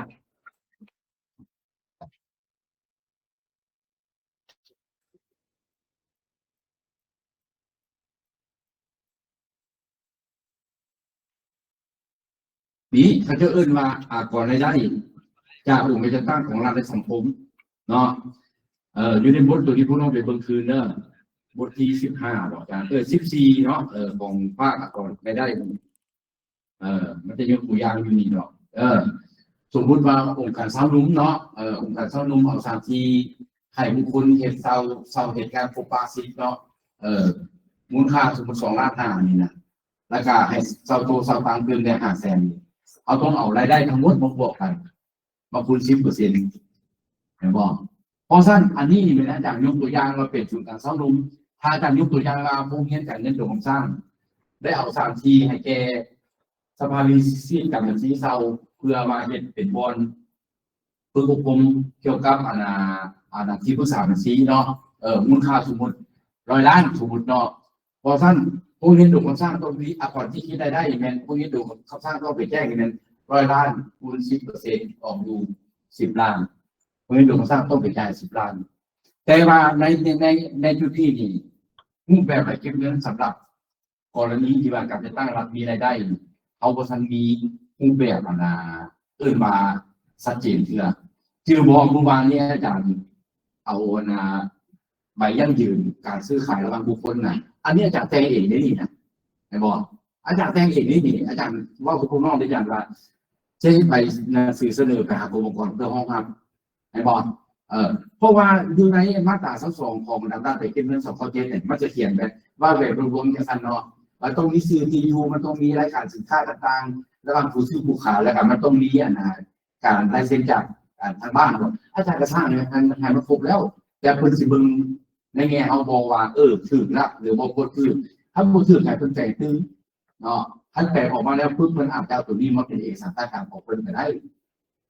เห็นบ่วันนี้เกี่ยวกับการได้ทั้งรัฐคือการในกรณีนี้เขาก็ทั้งมี2แบบหลายตัวเชื่อว่าต้องออกไปกินเงินแบบไหนแล้วใบเช่นนั้นต้องมีอย่างเดียวนี้เนี่ยมันบริเสียบในเดี๋ยวนี้แม่นบ่ล่ะแสดงว่าเจ้าบ่มีอันสแตนดาร์ดได้ค่อยอันอื่นนี่ค่อยจะสามารถโอเคมันโอโต้เลยเนาะลองว่าตัวนี้ก็พื้นบ้องลองเบิ้งข่าวว่าแมนข่าวว่าเพิ่นมีการท่วงติงเขาขึ้นมาในปัญหานี้เนาะเอาทั้งหลังเชิญ เรื่องใบบินทีนี้เวลาเราไปซื้อเติมในบุญอีกอปพเนาะเขาต้องได้รับผิดชอบกันบริษัทต้องรับผิดชอบไปเสียแท็กซี่10%ขนาดนั้น เพื่อจะอธิบายบางที่แล้ว ก็หมายถึงว่าผู้ว่ามันก็อนุญาตแต่ว่าในเมืองมันก็อนุญาตแต่ว่านอกก็ไปลงเป็นรายจ่ายรับบริษัทยอมเสีย 10% ก็ได้ คันไร้สิทธิ์แก้ไขอะไรอาจารย์ มีที่แก้ไข มันก็เป็นแบบไหนเพราะว่าห้างมันต้องไปเท้าแล้วก็ต้องจ่ายค่าไฟแล้วก็ต้องค่าไฟพวกแม่รายเรียนพวกแม่เราบริษัทก็อยากเสียบริษัทเสียแต่บางห้างก็โอนให้ มันไปค้าอยู่บนรับการคืออาจารย์อธิบายที่แหละทางบ้านถามบางที่แหละ ต้องไปเสียเป็นเดือนถ้าลูกปิดแล้วไปเสียเป็นอากรรายได้อื่นในแท็กซี่เข้าไปในมอรักษาไว้ ก็ได้ทำพิษกับเครื่องได้แหละตัวสิ่งที่ต้องถามมัน เพราะว่า ในเบื้องต้นอาจารย์จะให้มันเป็นไปตามรูปแบบนั่นแหละ ได้ก็ได้ก็ต้องมาดูพินิจ บ่ได้เลย อันนี้ดูพิษบ่ได้เลย เอาได้ ก็เป็นรายจ่ายบวกกลับเลยแหละ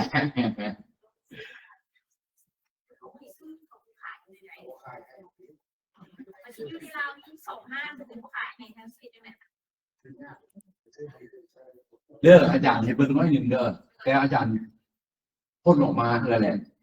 อันนี้ดินไปแจ้งอาจารย์สร้างเองเด้อเอาให้เบิ่งเลยนี่ครูมือนี้ไปแจ้งมันจากห้อง28ห้องเนาะอาจารย์สร้างไปแจ้งไปนี่ขึ้นมาเดือนอยู่เท่าไหร่24ห้องเด้อแล้วไฮไลท์ของมันอยู่บนนี้ยอดซื้อสินค้าในการบริการจำเป็นเงินที่บ่ถูกต้องแต่บอกห้องที่เข้าห้องที่12เนี่ยผู้ลงทุนใจเองคือน้องเว้าเนี่ยในเบื้องต้นโมเดลของอาจารย์จะสร้างแบบนี้ผ่านการส่งเสริมถึงผ่านกันแล้วแต่ว่าอาจารย์ออกวิออกไปจากกันความสภาพเป็นพนักงานแล้วนะเขาเจ้าไปตัวลงกันใหม่เขาเจ้าบ่เอาตามนี้เบื้องเนื้ออาจารย์จะเปิดให้เมืองตื่น มันเป็นห้องอันนั้นได้วัดหนักได้ บ่ได้แต่ว่าอันนี้ดีว่าดีใจซื้อแต่ว่าผมไม่ดีใจเด้อ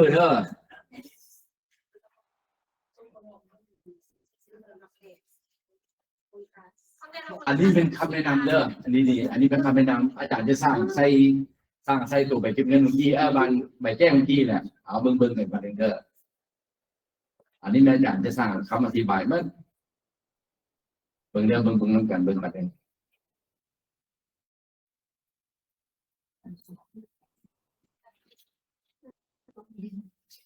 แต่ว่ากะสิร้องต้องสู้ให้น้องเบิ่งเด้อสิร้องต้องสู้ให้น้องเบิ่งเดียว สู้ชนะทำได้ไหม ว้ายเดียว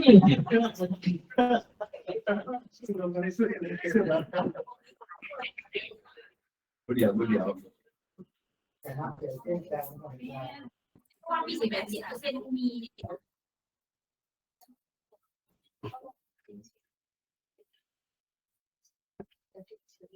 มันเป็นว่าให้รู้ว่าเป็นไอ้เจ้าคือเรื่องพวกหมายถึงว่า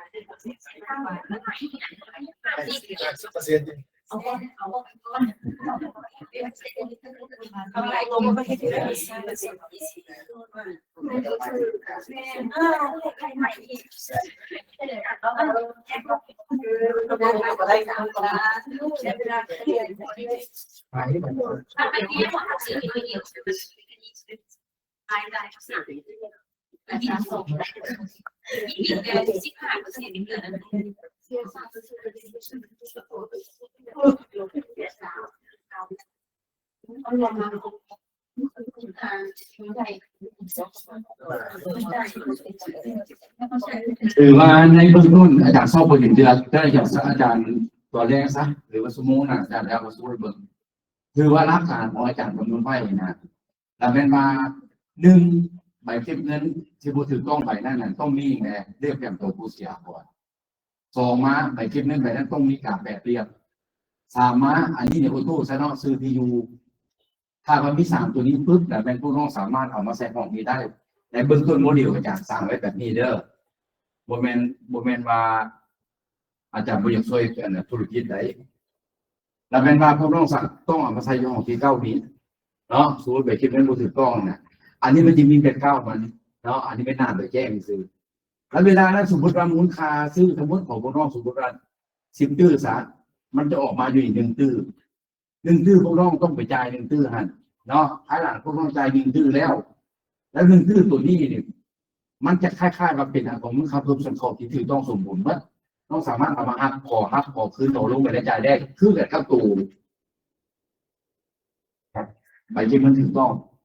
แต่บอกเพราะสั้นแล้วบัดนี้ก่อนเขาจะได้อย่างก่อนเขาจะได้ข้อมูลว่าอยู่ในห้องที่เก้านี่นะมันมีไผ่แดงออกไปเก็บเงินผู้ถือกล้องเวลานั้น15 ล้านตัวฉบับมันจะตามมาเอ๊15 ล้านมันจะตามมาบัดนี้ถ้า15 ล้านตามมาปุ๊บนี่อันน่ะเราจะได้20%เข้าใจเข้ามา20บ่อันที่1ห้องที่12นี่ไผ่ใจาย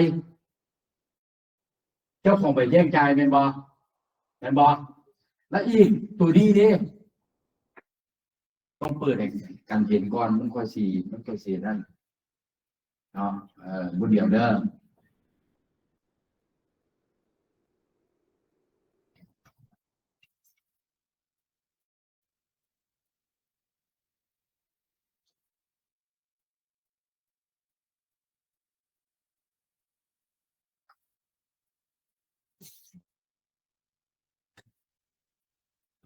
อีก10%ด้วยหายใจ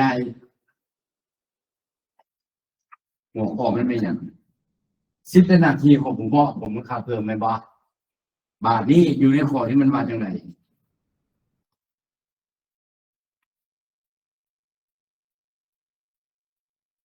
ใบแจ้งเมื่อกี้นี่เขาได้10%แล้วเนาะผู้ซื้อต้องจ่ายไปดิบาทนี้ผู้ขายดิทับผิดชอบมอบส่วนออกจากการคิดให้เก็บหรือคิดผู้ถือต้องสินค้าและการบริการที่ถือเสียออกพอแสดงว่ารับได้อย่างรับได้20%เหมือนเดิมเจ้าสิไปบอกว่าโอ้ใบเก็บเงินที่ว่า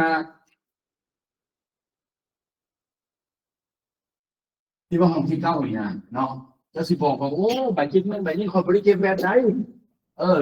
อันนั้นถ้าออกไปแบบเป็นเชี่ยข่าวบ่มีแบบไหนนี่นะเรื่องของเจ้าของเกี่ยวกฎหมายบอกว่าถ้าว่าเจ้าไม่ดีเก็บแบบมอบหมายจะเก็บแบบถ้าจะบ่เก็บแบบที่เจ้าบ่เก็บจะต้องมีหน้าที่คิดรายจ่ายไม่ได้ในบกฎหมายเขียนไว้นะแสดงว่าไปแจ้งแบบนี้รับได้20%แต่เป็นบ่เอาเดี๋ยวนี้นะเป็นบ่เอาได้ยินข่าวว่าบุรีก็มีผู้ที่ว่าเป็นห้องอาจารย์ซึ่งเป็นทักษะการเดี๋ยวนี้นะเนาะเป็นแจ้งมาจากนะว่าโอ้ไอ้บุญจันทร์เลยอย่างนี้ไปแจ้งเสียเจ้าสร้างเป็นบ่เอาเด้อเป็นตัดออกตัวนี้เป็นตัดออกแล้วถ้าเป็นตัดออกแล้วอาจารย์ก็บอกอยู่บ่ได้เพราะเขามีสิทธิ์เสียอยู่แล้วเนาะอันนี้ยกขึ้นมาหรือบ่แม่นเพื่ออยากให้พวกน้องเห็นว่าเขากับคนพวกคือกันเบิ่งเขากับคนพวกเบิ่งเขากับคนพวกคือกันแต่ว่าถามมาตัวนี้นี่นะเขาสามารถฟื้นกับมันได้บ่อาจจะได้แต่ว่าใครจะเป็นวีรชนล่ะเข้าใจเนาะ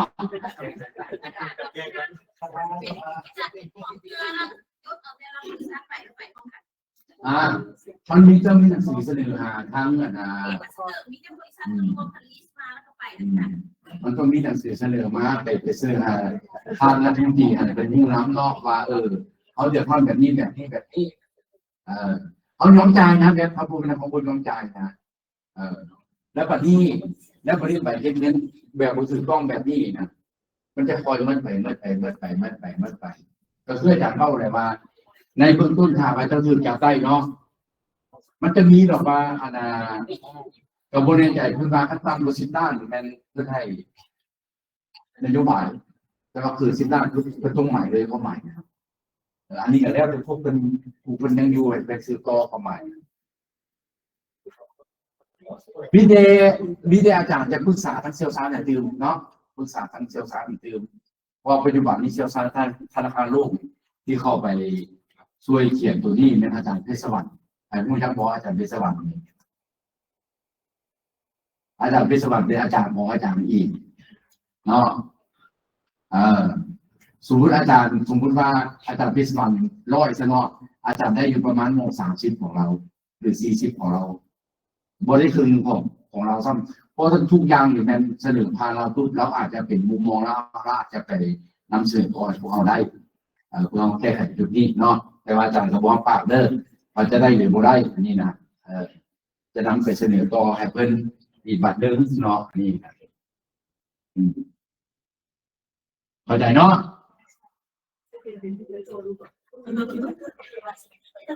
เอาไม่ไผ่อีกยกมือทีนี่ สวัสดีอาจารย์ เอาเซิน ขออนุญาตถามเนี่ยอาจารย์ ในกรณีที่เป็นนั้นเวลาที่พวกเราไปซื้อสินค้ากับห้างที่เขาเจ้าจ่ายอากรแบบล้ำซ้ำอะนะแล้วอันนั้นเพราะว่าน้องบ่แน่ใจว่าใบบิลเฉพาะห้างที่เขาเจ้าจ่ายแบบล้ำซ้ำอะนะมันเป็นแบบหน้าตาเป็นแบบใดที่ทางอากรยอมรับให้ทางเขาอะนะเพราะว่าตามที่น้องเห็นส่วนหลายห้างที่จ่ายล้ำซ้ำอาจจะเป็นบิลที่เพิ่นบ่รับเนาะอาจารย์เนาะน้องก็เลยอยากรู้ว่ามันมีแบบใดที่น้องพอจะรู้ได้บ่นะเวลาที่พวกน้องไปซื้อสินค้ากับห้างที่แบบเขาจะจ่ายอากรแบบล้ำซ้ำ สุดก่อนบริขึ้นห้องเล่นเราดูสูงเหมือนเนาะแล้วว่า โดยอาจารย์ นี่ โทษวันนี้ค่ะ มันจะเป็นอย่างที่ใบบินน้ำซ้ำเจ้านะนี่ใบบินจุนนี้พวกน้องจะเห็นว่าใบบินจุนนี่ไม่ใช่ต่างกับไปเก็บเงินของลูกค้าเพิ่มพออยู่นี่มันจะบ่มีแบบ10%เห็นบ่มันจะบ่มีแบบใบบินตัวนี้มันจะบ่มีเลยนี่มันเอาไปรูปแบบไปเก็บเงินเนี่ยต่างๆเนี่ยนะคือว่าแหละอันนี้มันดีดาเป็นดีเวลาจำกัดเนาะเขาสู้แข่งกันลายกับโบได้แต่มือดีดิสิเปิดให้ทางคนซะประดาข้อคงใจต่างๆนะอันนี้ออกบินพาราโมโพสนี่นะอันนี้มันแบบเก็บเงินค่าธรรมเนียมนี่นะนี่นะอันนี้เป็นแบบเก็บเงินค่าบริการนี่นะอันนี้เป็นภาษีที่ดินอันนี้มันสแตมป์มันให้เบิ้งเด้อสแตมป์ใหม่ตัวนี้นะ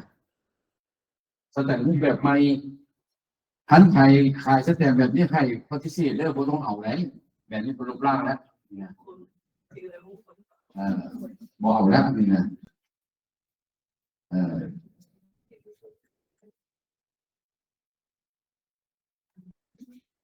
เป็นยังไง ขอบใจ อาจ อา จะ จาร ได้ ย์ เนาะโอเคเอาต่อเนาะ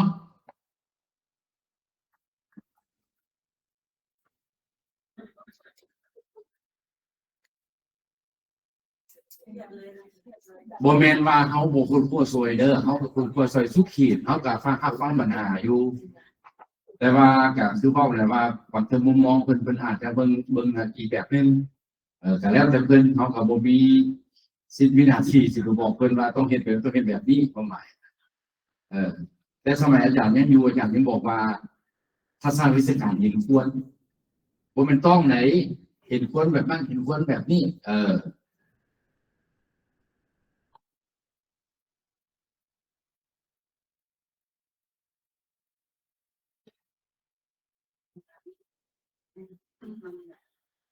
เขามาตัวข้อที่4เนาะแม่นบ่ข้อ3นะว่าเนาะแม่นบ่เนาะ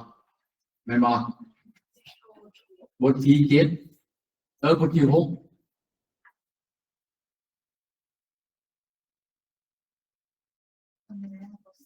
แม่นบ่เขาตอบข้อ4เนาะข้อ4ในที่นี้นี่แม่นว่าอันน่ะข้อมูลค่าเพิ่มที่ได้จ่ายเนาะโดยหลักการแล้วข้อมูลค่าเพิ่มนี่จะเกิดอยู่3ข้อเนาะ1ข้อนักภาษีค่าจากต่างประเทศ2ข้อซื้อภายในโดยผลจากผู้อยู่ในระบบกับข้อมูลค่าเพิ่ม3น่ะแม่นพันธะที่จะต้องแจ้งจ่ายในข้อนี้ที่สุดใช้สินค้าและการบริการจากนิติบุคคลต่างประเทศที่บริจาคทะเบียนในสปป.ลาวนี้เนาะมันจะมี3ข้อนี้ที่มันจะพายเกิดแบบที่มันติดพันหย่อนรายจ่ายที่เขาได้จ่ายไปทันเนาะพอสั้นแบบที่เราได้จ่ายไปแล้วนี่นะมันจะเขาจะหักผู้อยู่3กรณีเนาะกรณีที่1เนี่ยมันเขาจะหักผู้เป็นข้อมูลค่าเพิ่มเบื้องส่วนเขาอนุญาตให้หักเนาะหักเป็นมันหักกรณีใดหักกรณีที่ว่าสินค้าและการบริการที่เขากำลังเสนออยู่นี่นะต้องเป็นสินค้าที่บ่ถูกยกเว้นต้องถือสินค้าที่ว่าเป็น 10% เนาะอาจารย์ยกตัวอย่างน้ำตุกนี่พวกน้องไปซื้อมาสมมุติว่าจะให้น้ำทิพย์นี่น่าจะเป็นโคคาโคล่าเนาะอันนี้นะจากโคคาโคล่าสมมติว่า 10,000 กีบสมมติเนาะน้องได้จ่ายแบบสุดเขาให้แกบริษัทพวกเนาะสมมติ 10,000 กีบจ่ายไป 11,000 กีบ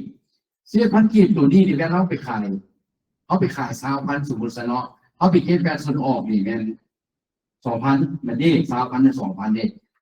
แสดงว่าแบบส่วนออกเขาเก็บได้จากน้ำตรงนี้เป็น 2,000 แต่แบบส่วนเข้าตัวนี้เขาซื้อไปเราซื้อเขาจ่ายจ่ายอยู่ 1,000 แสดงว่า 2,000 ลบ 1,000 เหลืออยู่ 1,000 แล้วแม่นค่าว่าสินค้าตัวนี้คือเก็บแวตแต่มันเขาสามารถเอามาหักได้นี่อาจารย์ท่าสีดำๆให้นี่ทางเติมนี่กรณีที่1คุณกันห้ามภาพว่าสินค้าตัวนี้ถูกยกเว้นแล้วแม่นว่าผมคำคือเขาจะบ่อยหักให้ลงไปรายจ่ายเลยเนาะอันนี้วันนี้กรณีที่2เขาไก่นะเนาะเขาไก่ครับเขาไก่หักแล้วเนื่องจากว่าเขามีการส่งออกสินค้าตัวนี้ไปต่างประเทศเนาะโดยหลักการและสินค้าตัวนี้ถ้าขายภายในประเทศจะเป็นอัตราสิบจะถึงเก็บอัตราสิบส่งออกต่างประเทศคือถึงเก็บคือการเก็บอัตราศูนย์ถ้าเก็บอัตราศูนย์แล้วออกมาพอส่วนเขาที่เขาได้จ่ายไปแล้วนะเนาะออกมาส่วนเขาที่เขาได้จ่ายไปแล้วในการนำเข้าในเวลาซื้อภายในประเทศหรือว่าในเวลาที่ว่าสวมใส่สินค้าในการบริการจากนิติบุคคลต่างประเทศบริจาคทะเบียนอยู่แล้วแล้วเป็นว่าเขาจะส่งคืนให้อันส่งคืนแท้เลยพวกน้องบนในส่งอาจารย์บริการที่ไหนในปี2023เนี่ยแม่นกลุ่มองค์กรเขาสั่งแผนไว้แม่น15 ตื้อปี2024กลุ่มองค์กรเขาสั่งแผนไว้ประมาณ400 กว่าตื้อผู้บอกย้อนมานโยบายยกเว้นก็เคยจากเล่าแหละนโยบายยกเว้นติดพันกับผู้เขตส่งเสริมการลงทุนเนี่ยเพื่อให้จ่ายเงินเพราะฉะนั้นเขาจะต้องสร้างเขาจะต้องการเก็บเงินก้อนนี้เพื่อว่าจะส่งคืนในแก่กับเจ้าแล้วปี2026ปีหน้านี้เขาสั่งไว้เกือบ800 ตื้ออันนี้หนังสือเสนออาจารย์เซ็นเองอาจารย์จะจื่ออันนี้เนาะเซ็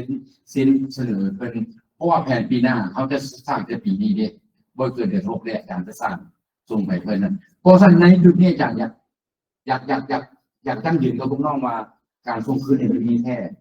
แต่ว่ามันจะเป็นครบเงื่อนไขบ่หรือบ่ครบเงื่อนไขจะมาบุญต่อไปเขาจะเจอกันเนาะอันนี้นะตัวที่ว่าพักจากบ่เคยเก็บแล้วมาเก็บโยนเหตุผลบ่เข้าใจคำถามตัวที่ว่าผ่านมาตัวที่ทำกับส่งเสริมการลงทุนเนาะเวลานำเข้าวัตถุดิบมาบอกมาเป็นมาผลิตภายในและจำหน่าย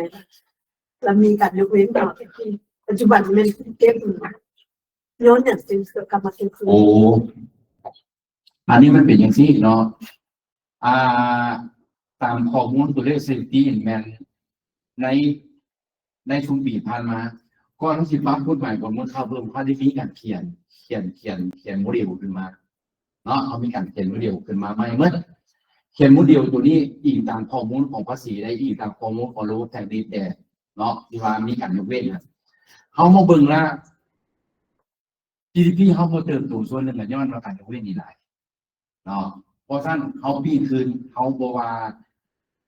ยกเว้นเฮาให้จ่ายแต่เฮาเนี่ยให้ดีฟันคืนให้เฮาให้ขอคืนให้การยกเว้นเนี่ยโอ้คือเลย เหตุผลก็คือยอด GDP มันน่ะนะ แม่น ก็เลยได้มาปรับ เดินมาปรับหายใจก่อน แล้วอันที่สองมามีอย่างเขาคุ้มครองบ่ได้อันนี้อาจารย์ยกตัวอย่างอาจารย์บอกซื้อโครงการเนาะมันผิดเพิ่นเลย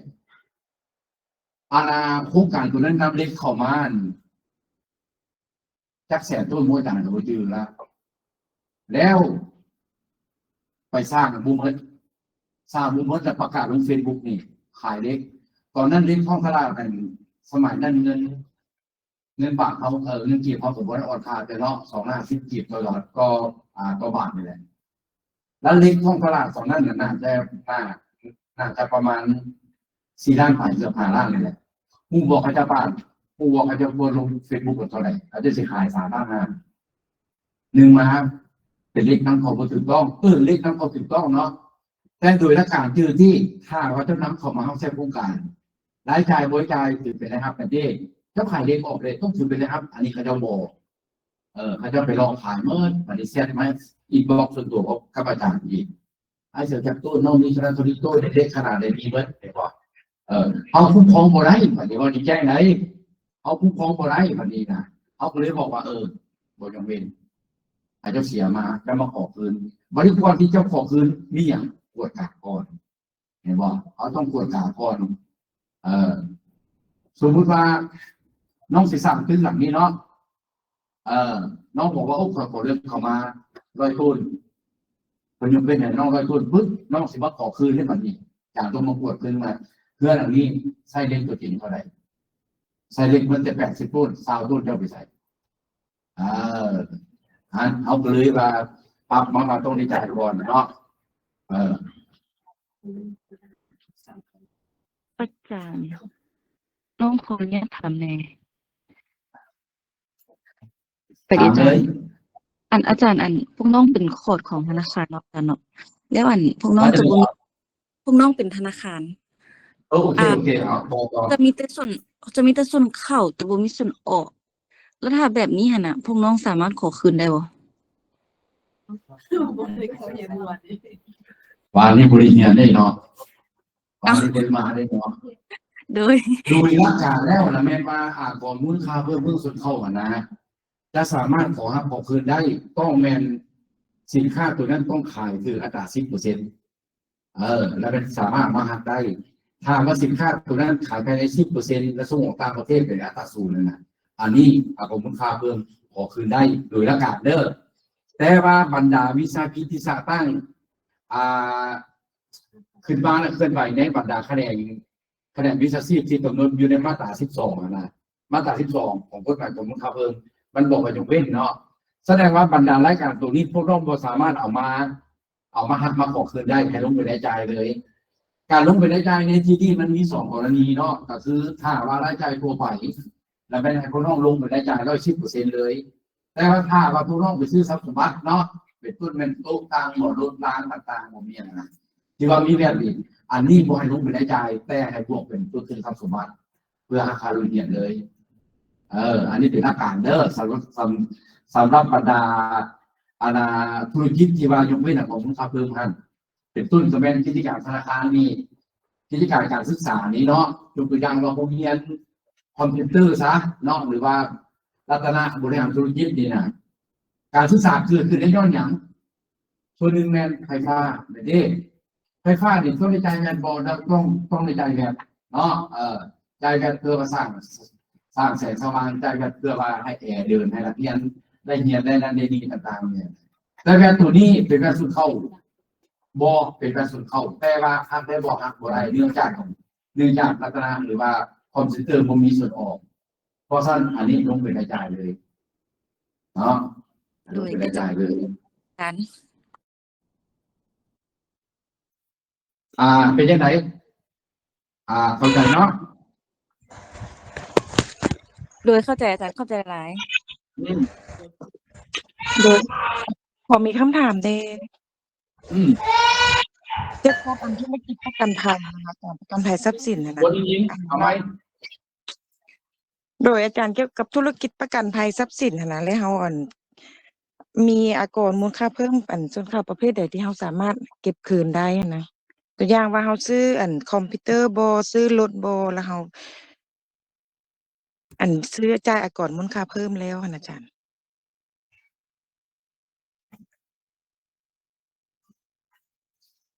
กิจการประกันภัยเนาะกิจการประกันภัยโดยรวมแล้วมันจะมีสองแบบเนาะถ้าประกันภัยชีวิตประกันภัยสุขภาพเนาะพวกนี้นะอันนี้มันยังไม่ได้ผลมูลค่าเพิ่มเนาะวันนี้มีกับนอกเหนือจากนั้นเป็นการประกันภัยที่ถือเก็บมาของมูลค่าเพิ่มอันถ้าว่าคือต้องคนถามเนี่ยอันนี้ขึ้นว่าวิสาหกิจสนองการบริการแบบผสมเนาะแบบผสมมีทั้งคือมีทั้งยกเว้นแต่มีทั้งคือแบบแต่เพราะฉะนั้นอันนี้นี่ค่าใช้จ่ายมันจะบริแยกเนาะมันจะบริแยกได้คือซื้อเกินต้องการมานี่มันจะบริแยกได้ว่าอันนี้ทับใช้อันประกันภัยยกเว้นเด้ออันนี้เอามาใช้ประกันภัยที่ว่าถือเสียเด้อไม่ได้เพราะโดยหลักการแล้วเอาสมมติค่าเพิ่มส่วนเข้านี่ถ้าที่นั้นก็ตัวยกเว้นอยู่แม่นลบรายจ่ายถ้าตัวใดที่พันครับตัวถือเก็บที่มันเอามาหักลบกันได้เพราะฉะนั้นในกรณีนี้เขาจะหักสัดส่วนเขาจะเอารายครับที่เกิดขึ้นภายในเดือนนั่นนะเนาะรายครับที่เกิดขึ้นภายในเดือนนั่นนะตัวนี้บทเรียนบทต่อไปเลยอันนี้นะสิตอบคนนี้ตอบเลยเนาะเขาจะหักสัดส่วนเขาจะเอารายครับทั้งหมดนี่นะเป็นตัวทวงเนาะเป็นตัวทวงเขาจะเอารายครับที่ว่าจากการยกเว้นภายในเดือนนะมีมูลค่าเท่าไหร่เขาจะมาหันแล้วทั้งหมดมันจะออกไปอัตราส่วนเปอร์เซ็นต์เนาะเป็นเปอร์เซ็นต์สมมุติว่าเขามีอยู่3%ซะวันนี้เขาเบิ่งของมูลค่าเพิ่มเพิ่มส่วนที่เขาได้จ่ายไปนะติดๆกันกับธุรกิจนี่ถ้าว่าเขาได้จ่ายไป100เนาะแสดงว่า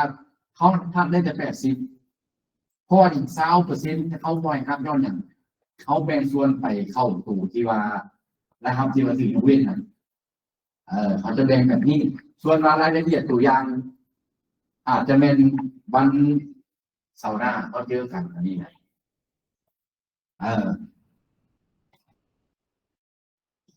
เอาไปต่อเนาะมีพยานเรื่องบ่ โดยอาจารย์เขาถามตอนเฮาได้มีแยกบ่ว่าสมมุติว่าเฮาถึก 100% เนาะในการเก็บอากรมูลค่าเพิ่มนะแล้วบัดนี้เฮาได้มีกำหนดบ่ว่าตัวใดที่ติดพันกับธุรกิจโดยตรงหรือว่าตัวใดที่บ่ติดพันกับธุรกิจโดยตรงเฮาสิฮู้ได้แนวใดนะ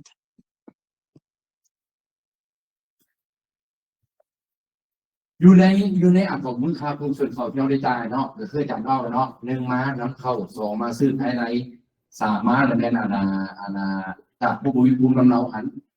บัดนี้อยู่ในกฎหมายเพิ่นกำหนดไว้อยู่ในมาตรา24บอกประมาณนี้แหละเพิ่นกำหนดไว้ว่าของมูลค่าเพิ่มที่บ่ให้ฮักเปิดเลยเนาะเปิดให้เบิ่งเลยซะเปิดมื้อนี้ถามกันซะเนาะเอาพวกนี้แหละมื้อนี้เอาถามกันอยู่แล้วซะส่วนนี้เอาไปตามกันถามซะให้สนใจซะอย่าสุราเด้อ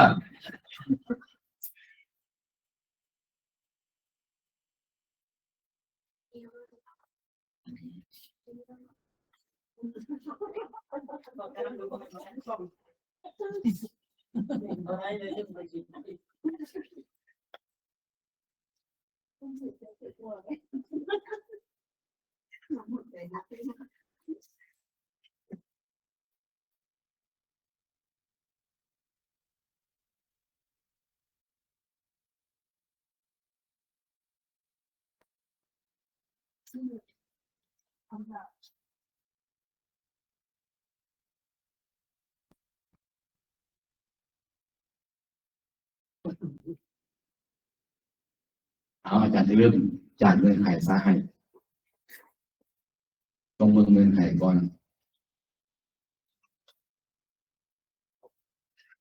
เขามีมาตรา23เด้อมาตรา23นี่มันบอกว่าเงินไขในการหักของมูลค่าเพิ่มเนาะ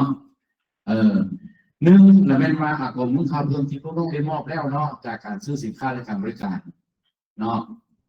จากที่บุคคลต่างประเทศบริษัทต่างบริษัทที่จะส่งของเราตัวนี้เป็นคำว่าใหม่จึงว่าเขาบอกว่าแบสส่วนเขาที่เกิดจากกรณีเพราะบางข่าวก็บอกว่าพี่นี่แล้วนี่3 กรณีเนาะกรณีที่1นำเขาต้องจ่ายให้แก้ไขผ่านมาภาษี2มาค่าภายในประเทศเขาจ่ายโดยรวม10%ไปหาผู้ดำเนินธุรกิจเลย แล้วระยะผ่านมาตัวกรณีตัวนี้เนี่ยอยู่ในกฎหมายเขาบริเขียนไว้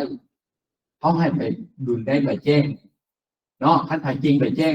ของมูลค่าเพิ่มเนี่ยพอที่โซเอสนั่นแหละแล้วบัดนี้มันมีพนักงานภายในขององค์กรเนี่ยเขาเรียกว่าในเวลานั้นเขาเจ้าก็ต้องจ่ายก่อนเนี่ยภาษีเนาะเจ้าก็ต้องจ่ายอะไรดิบัดนี้ในเวลาเจ้าซื้อภายในประเทศเจ้าก็จ่าย10%ให้แก่ผู้ดำเนินธุรกิจดิบัดนี้ก่อนนี้พวกบ่มีผู้เราเจ้าผู้บ่จ่ายนะก็เลยเกิดว่าต้องได้จ่ายก่อนถามว่าตัวนี้สร้างขึ้นมานี่ธุรกิจเดือดร้อนบ่บางส่วนเดือดร้อนเป็นอย่างค่อยว่าสร้างขึ้นยกตัวอย่างมาบริษัทพวกน้องอาจจะมีแต่2-3 รายการตัวเดือนอาจจะบุยปัญหาไปที่บางบอลมันจะเป็น100 รายการบางเทื่อเอาก็สิว่านั่งเห็นรายการมาอาจจะเสียเวลาแต่แล้วแต่ก็ตามอาจารย์วิเคราะห์ดูซื้อแต่ตัวจริงแม่นพวกน้องต้องได้ไปมอบก่อนมูลค่าเพิ่มตัวนี้ก่อนเนาะอันนี้นะเพื่อว่าจะสร้างเงื่อนไขในการหักจือเนาะแสดงว่ากรมมูลค่าเพิ่มติดพันกับรายจ่ายหรือว่าติดพันในเวลาซื้อนี่พี่3 กรณีต้องจ่ายเงินก่อน1 กรณีนำเข้าต้องจ่ายภาษีก่อน2 กรณีสงสัยจากผู้บริการภายในประเทศแต่ต้องจ่ายให้ผู้ดำเนินธุรกิจก่อน3 กรณีซื้อจากพวกบริษัทเราการต้องจ่ายก่อนจือไว้เด้อบัดนี้อาจารย์จะพอยาวไปตีมซะเนาะจ่ายเวลาไหนให้มันตอนนึงซะมาตราที่31นี่จ่ายเวลาไหน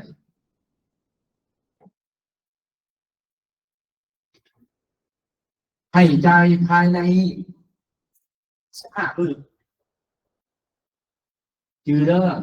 ให้จ่ายภายใน15 มื้อภายหลังที่เรามีการซื้อสินค้าและการบริการแล้วต้องได้ไปแจ้งต้องได้ไปจ่ายภายใน15 มื้อถ้าเกินนี่มันจะปรับไปมื้อหนึ่ง0.1 ต่อมื้อถ้าข้ามปีไปแล้วก่อนควรเยอะก่อนบังคับให้ไล่ขึ้นใหม่ตัวที่ไล่ขึ้นใหม่บ่สามารถเอามาหักได้บ่สามารถเอามาออกคือได้ลงรายจ่ายมันยังบ่ได้เพราะมันเป็นรายจ่ายคิดรายจากปีผ่านมาเข้าใจเนาะอันนี้เป็นผลนี้ที่1เนาะมาเบิ่งเงื่อนไขก่อน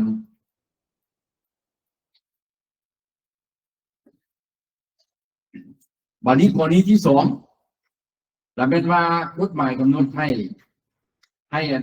ผู้ที่มีเงื่อนไขในการหักเลิกแล้วเป็นว่าพวกน้องต้องมีการแจ้งก่อนปกติในแต่ละเดือนครับเนาะและแจ้งต้องแจ้งผ่านเดี๋ยวแจ้งผ่านระบบคุ้มครองของมูลข่าวสารเรือแท็กซี่ของก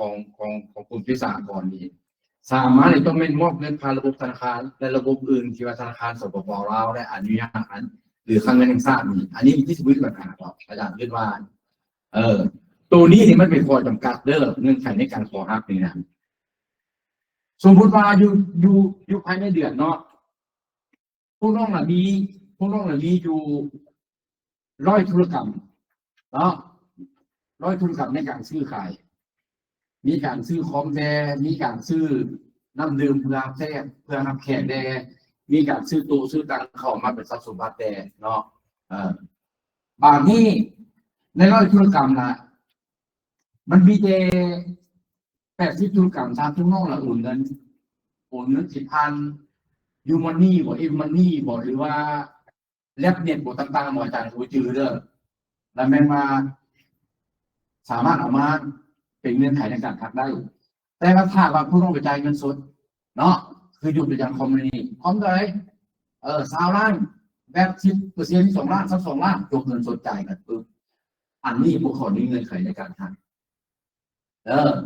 แต่ว่าอันนี้ภายหลังนี่มันได้ยินเพิ่นล้มกันมาเพิ่นจะให้กฎหมายของใหม่นี่เพิ่นจะให้อย่างนั้นต่ำกว่าล้านกี่ เนาะขั้นต่ำกว่าล้านกีบละบ่จำเป็นต้องสำหรับผ่านระบบนี้ก็ได้เนาะสมมติว่าขี่รถไปรถติดแตกปึ๊บเนาะอยู่กลางทางเอาไปจอดไปอย่างไปนั่นไปนี่ปึ๊บเซลระบบว่าจะใช้บางเทื่อสมมติเพิ่นก็เลยแก้ตัวนี้แต่ว่าณปัจจุบันนี้เขาต้องเข้าใจแบบนี้ก่อนถ้าว่าตัวที่ผู้ร้องโมไปแจ้งทางสำนักพันธุ์บุคคลทางนี่ไอ้นี่อย่างบุคคลเงื่อนไขในการทักแล้วตัวตัวมาเป็นอย่างต้องมีเอกสารยันบีบการขอห้ามถูกต้องครบถ้วนเส้นใบเช็คเงินใบหักเงินใบแจ้งนี้เนาะของแจ้งทางระบบธนาคารนี่รายการเอกสารยันบีบอื่นเพื่อว่าจะได้เงินไขในการทักโบแมนว่าโอ้อยากทักราคาโบแมนไหนแล้วก็ถูกต้องมาเป็นอย่างไรของคุณค่าเพิ่มทุนเขาต้องหักภายในเดือนต้องหักภายในเดือนถ้าเกิน3 เดือนนั่นขอคืนได้ให้เข้าใจว่าก่อนคุณค่าเพิ่มนี่นะมันจะเป็นจังซี่ธรรมชาติของมันในเดือนที่เกี่ยวข้องนะมันจะโชว์ทุกรายการให้พวกน้องเห็นเนาะสมมติเราพวกน้องบอกว่าโอ้เดือนนี้คนนี้100 รายการซื้อขายปุ๊บมันจะโชว์ให้พวกน้องเห็นก็100 รายการเวลาพวกน้องบันทึกแอดคอร์ดในแบบ9ของใบแจ้งนะมันเขียน100 รายการโลดห้ามเด็ดขาดได้บ่มันตียอดรวมเข้าไปไหนอันนี้ก็บ่ได้ไหนเข้าใจบ่ตียอดรวมนี่เข้าใจบ่บ่แม่นว่าเดือนนี้เขามี100 รายการซื้อเป็นเงิน1 ตื้อมีแบบจนเข้าอยู่100 ล้านเขาสิแบบยอดรวมมัน1 ตื้อมาตีเข้าปุ๊บอันนี้บ่ได้ผู้ต้องตีเป็นรายการละเอียดรายการที่1รายการที่2ซื้อจากไอ้เรียกคือตัวใดเป็นเงินเท่าไหร่นะเป็นแบบส่วนเข้าที่ได้จ่ายเท่าไหร่มันจะเรียนลงมา100 รายการเนาะบาทนี้ในเดือนทำพิษนี่เขาจะเห็นว่าแบบส่วนเขาเสริมมาจากใส่แต่ในเดือนต่อมาปุ๊บมันจะบ่เห็นแบบนี้ไหนมันจะยกก้อนนั้นไปเข้าใจดิถ้าว่ามันหักมุมมันจะยกเป็นก้อนไปเลยถ้ามันเขาในแต่แก้มันยกไปเลยนะ3 เดือนมันเขาส่งคืนเนี่ย3 เดือนเขาจะส่งเงินคืนให้ถ้าเขามีสินเชื่ออาจารย์เขายกตัวอย่างมาอาจารย์ภูตึกเนาะอาจารย์ภูตึกเขตโรงแรมเนาะภูตึกเขตโรงแรมอาจารย์ภูสมบูรณ์10 ตื้อซะเนาะอาจารย์จ่ายของมึงเข้าทุนในแก่ภู3 ตื้อเป็น11 ตื้ออาจารย์ได้ไปเก็บเงินมาถูกต้องหมดต่างๆแล้วตอนนี้ภายหลังภูให้อาจารย์สำเร็จแล้วปุ๊บเนาะให้บริษัทเดือนที่1เก็บของมึงเข้าทุนได้100 ล้านสมมติเนาะภาพรวมกันเหลือเท่าไหร่สินเชื่อ900 ล้านเดือนที่2เก็บได้อีก200 ล้านภาพรวมสินเชื่อเหลือเท่าไหร่700 ล้านมันเด้900เดือนต่อมา200 ล้านเองเดือนที่3คือ100 ล้านอีกสักเป็น400 ล้านสินเชื่อจากนี้เหลือเท่าไหร่600 ล้านเกิน3 เดือนบ่เกินเนาะขอคืนได้บ่ได้เว้าลีไหนเว้าตัวจริงไหนอันนี้นะมีคนมาขออะไรเรียบร้อยไหนแต่ว่าเขาต้องปฏิบัติตามเงื่อนไขมันได้ปฏิบัติตามเงื่อนไขมันได้ถ้าเขาปฏิบัติบ่ได้แปลว่าถือว่าเสียสิทธิ์ของเขาเนาะอันนี้นะอันนี้มันเงื่อนไขนี้มาเข้าคำถามที่เราต้องน้องถามเมื่อกี้นี้วันนี้เนาะอันที่1เป็นอย่างนี่แหละออกมาพบสุดเข้าที่พันกับการสอบที่สุดยกเว้นอยู่แล้วเห็นบ่อาจารย์ยกตัวอย่างอันนี้การศึกษาเนาะการศึกษาก็ได้มีการใช้ไฟฟ้าได้มีการจ่ายแม่ส่วนเข้าแต่แม่ส่วนเข้าตัวนั้นหักบ่ได้ย้อนหยังที่การศึกษายกเว้นเพราะฉะนั้นอันนี้นี่ยกเว้นตัวนี้นี่ละเอียดในพวกน้องไปเบิ่งอยู่ในมาตรา12ของกฎหมายของมูลค่าเพิ่มแต่ว่าบทต่อไปนี้คือเรื่องนี้นะแต่เมื่อนี้เขาขายคอของใจกันซะแล้วที่2ผมมูลค่าเพิ่มส่วนเข้าที่ได้ส่งคืนหรือลงไปรายจ่ายแล้วให้เข้าใจจังซี่ให้เข้าใจว่าผมมูลค่าเพิ่มจะมีการโคดเป็นเดือนเนาะโคดเป็นเดือนอยู่ในใบแจ้งจะมีมาปึ๊บแต่ว่าค่อยมีส่วนเข้าเท่านั้นเด้อคนมีส่วนออกเท่านั้นเด้อคนมีส่วนเข้าไม่ได้หักลบกันเป็นจังซี่เด้อบัดนี้เวลาอะไรเลี้ยงไข่ปีมาปึ๊บเขาก็บ่จักแล้วว่าของมึงข้าวเพิ่มที่ผมลงมาขอคืนนี่ได้ลงรายจ่ายแล้วหมดยังอาจารย์เขียนอีกซี่นี่นะอาจารย์ไปเจอพฤติกรรมตัวจริงแล้วมันมีบางบริษัทขนาดเวลาที่กระทรวงส่งออกมาขอเงินคืนแล้ว บัดนี้เวลาใครปีมาปุ๊บเอาถุงเงินที่สูงขึ้นแล้วนะไปลงรายจ่ายอีกมาดับเบิลกัน เวลาปรับปรุงกฎหมายอาจารย์ก็เลยขอเสนอเอาเรื่องนี้อยู่ที่เขาอันนี้เกิดจากอาจารย์ไม่ดีเสนอเพื่อนดีเนาะแล้วที่สามมีอย่างผมมึงครับมึงคนเข้าจากการปฏิบัติก็ถือต้องบกคมส่วนตามที่ได้กำหนดในมาตราข้อ2กับข้อ3เป็นอย่างจื้อบอเพราะว่าองค์จี้ทีเดีแต่บอถ้าว่าเจ้าบทันเจ้าบริโภคของมึงค่าเพิ่มจากตรงนี้เนาะเจ้าของซื้อเจ้าของหักบ่ได้เจ้าบุมีการแท้เป็นปกติแต่เดือนเจ้าก็หักบ่ได้เนาะเจ้าบุมีการมอบเงินระบบธนาคารเจ้าก็หักบ่ได้แต่บอกเจ้าบุมีการพี่น้องแล้วก็เจ้าบุมีเอกสารครบถ้วนถูกต้องปล่อยจองหักแต่บอกแล้วก็เจ้านี่แหละประมาณนี้แหละเนาะนี่ตัวที่ว่า22 23นี่เนาะ23มาบอกที่22เป็นอย่าง22แล้วมันบอกว่าของมึงค่าเพิ่มที่พวกเราได้จ่ายเนี่ยต้องคิดพันเดือนดูนอกการดำเนินธุรกิจแต่เบิ่งเรื่องมันแมนพอ22นี่ของมึงค่าเพิ่มส่วนที่อันนั้นนะครับเป็นของมึงค่าส่วนที่พันเดือนก็สินค้าบริการที่นำใช้เขาในการผลิตการดำเนินธุรกิจเนี่ยพอที่ทราบว่าผมค่าพื้นที่นอกได้จ่ายไปแล้วเนาะมันบูติพันแต่แสดงว่าห้ามบ่ได้ว่าท่าน22 23นี่เพิ่นเขียนทางไว้ซื่อๆนี่เนาะ22 23นี่เนาะบัดนี้ตัวมาเป็นหยังตัวมานี่เป็นผมค่าเพิ่มส่วนเข้าของสินค้าและการบริการที่บริเวณการใช้ที่โครงเข้าในการดำเนินธุรกิจซึ่งติดพันกับรายจ่ายของผู้ดำเนินผมว่าของผมค่าเพิ่มมีอย่างเดียวเนาะเป็นนี่แหละพวกนี้นะที่ต้องถามเมื่อกี้แล้วว่าเช่นใดเขาสิหูจักแล้วก็ยุ่งนี่แหละนี่แหละมันจะมีอย่างแรกมีสินค้าในการบริการบริเวณทำใช้โดยผมเนาะเอาในการดำเนินธุรกิจมันจะมีอย่างใดหนึ่งมีการซื้อสินค้าในการบริการคือบอาจารย์เล่าสมมติว่า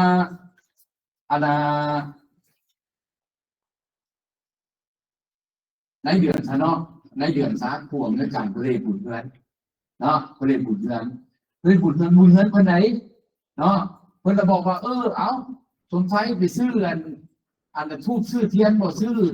อันซีนซื้ออันไข่มาเฮ็ดอันบุญไว้นะครับใช่ครับก็ทำแขกต่างๆอย่างนี้อันนี้ก็เป็นสินค้าในการบริการแหละบ่ได้ถือปุ่มนี้นะอันนี้ก็เอามาหักบ่ได้เนาะส่วนตัวมันมีอย่างรายจ่ายนอกธุรกิจหรือรายจ่ายส่วนตัวของเจ้าของธุรกิจผู้ถือหุ้นราคาหุ้นคือยกตัวอย่างว่าผู้น้องอาจจะเอาไฟฟ้าน้ำประปาเงินของผู้อำนวยการเนาะเงินของผู้จัดการเงินของเจ้าของวิสาหกิจนี่นะเอามาหักลบอยู่เอามาลงเป็นรายจ่ายของบริษัทเนาะอันนั้นตัวนี้วันนี้รายจ่ายที่บุมีกับจันเนี่ยยืนหรือบุมีเอกสารที่ยืนถูกต้องครบถ้วนอันนี้กับผ่านซะเนาะมันจะเข้าใจง่ายรายจ่ายที่ติดพันกับสองที่บริยศหรือยศเป็นทรัพย์สินของวิสาหกิจแต่บริษัทใช้เขาในการดำเนินธุรกิจเนาะอันนี้ก็คือยกตัวอย่างว่าโน้ตบุ๊กนี่แหละเนาะโน้ตบุ๊กนี่แหละหรือว่ารถกระแมเนาะหรืออะไรอื่นตัวนี้เป็นอย่างไรสั้นในเวลาที่เราพวกน้องสร้างบ้านวิสาหกิจเนี่ยนะพวกน้องไปสร้างจดทะเบียนจากอุตสาหกรรมสั่งตั้งพันอุตสาหกรรมการค้าอุตสาหกรรมการค้าเขาจะไปถามพวกน้องเลยว่าพวกน้องมีอย่างแนวมาโซ่กันนี่เรื่องพวกมีแต่ที่ถ้าสิสร้างตั้งเท่าไหร่พอสร้างตั้ง10 ตื้อปุ๊บอุตสาหกรรมการค้าออกจาก10 ตื้อแล้วแบบนี้ในเวลานั้นจะคอยมาสร้างจะมาหาก่อนจะคอยมาตั้งภาษีจะคอยมาสร้างว่าภาษีทรัพย์สินคอยมีเท่าไหร่20นี้เท่าไหร่บัดนี้ภาษีนี่สิเนี่ยมันสำคัญทรัพย์สินนี่มันสำคัญเท่าไหร่บางเครือข่ายหุ้นประกอบรถเนาะเอารถคันหนึ่งประกอบกันเอาถ้าเป็นอย่าง10 ตื้อสมมติคอยเอา5 ตื้อเจ้า5 ตื้อเด้อคอย5 ตื้อคอยมีเงินหนึ่งหลังมีดิน1 ตอนเขามีรถ1 คันดินรถดีนานดีผู้เดียวเลยรถนี่นะเนี่ยเป็นป้ายเดือของคอยอยู่ไอ้บอล แต่ว่าคนมาจดแล้วจดเป็นทรัพย์สินของมันอันบริษัทแล้วที่คอยซื้อมาอันนี้ก็ลงบ่ได้เนาะอันนี้หาบ่ได้คือบ่ไปลงบ่ได้เนาะแล้วก็ที่พันกับผู้ถือหุ้นควรได้การคุยจัดการพนักงานทำใช้ส่วนตัวหรือเกินความต้องการในการดำเนินธุรกิจก็เพื่ออาจารย์ยกตัวอย่างนะดีนะว่าบริษัทที่ปรึกษาเป็นซีน้อยบริษัทหนึ่งมีรถวีโก้4 คันเกินบ่นี่เกินบ่เกินเขาเดินไปบ่เกินบางที่ตัวที่ว่าไว้นั่งสอบการดำเนินธุรกิจสมมุติว่าผู้น้องล่ะมีสมมติว่าผู้น้องล่ะมีเงินอยู่มีตึกอยู่2 ตึกซะเนาะตึก2 ตึกนะครับใช้ในการดำเนินธุรกิจอีกตึกนึงล่ะอยู่ใส่อยู่ปากเมืองพุ่นอยู่แคมป์เมืองพุ่นเฮ็ดเป็นบ้านสวนเฮ็ดเป็นบ่อนพักผ่อนตากอากาศอันนี้ก็นอนอยู่ในตรงนี้บ่ได้นำใช้ของในการดำเนินธุรกิจถึงว่าสิ่งนี้มีใจสร้างตั้งใจก่อนมุนเขาถูกต้องเมื่อก็ตามเพิ่นก็บอกให้อนุญาตให้เอามาให้หรือว่าในเดือนเนาะหรือว่าในเดือนน่ะเขาอาจจะมีไฟฟ้าน้ำประปาให้หอพักพนักงานอยู่เนาะนี่ได้ติดพันกับกันไม่ใช่ส่วนตัวอยู่นี่ได้ผู้จัดการพนักงานต่างๆอันนี้ก็ทักบ่ได้หรือว่าอีกกรณีหนึ่งคือยกตัวอย่างมาทางบริษัทน่ะมีรายจ่ายค่าโทรศัพท์เนาะสมมติเดือนนี้20 ล้านซะมีการจ่ายของมูลค่ารวม 10% เป็น2 ล้านใน2 ล้านตัวนี้นะถ้าว่าในส่วนหนึ่งนี่นะไปจ่ายให้แก่ผู้จัดการหรือพนักงานอันนี้ก็สามารถลงถึงบอกเขาจะบริษัทอนุญาตให้คือเป็นของมูลค่าเพิ่มส่วนต่อที่สามารถมาหาได้อันนี้ออกสิ่งเด้อท่านบอกเข้าใจได้ก็ถามตืมเนาะอันนี้นะอันนี้เขาแยกกันอยู่วันนี้เนาะแล้วตัวต่อมานี่เป็นรายจ่ายเกี่ยวกับไฟฟ้าน้ำประปาเสื้อไฟตัวนี้พอแยกมิเตอร์นะอาจจะมีบทตัวอย่างนะอาจารย์ขอผ่านก่อนพอมือมันก่อนเนาะแล้วก็ตัวต่อมาเป็นอย่าง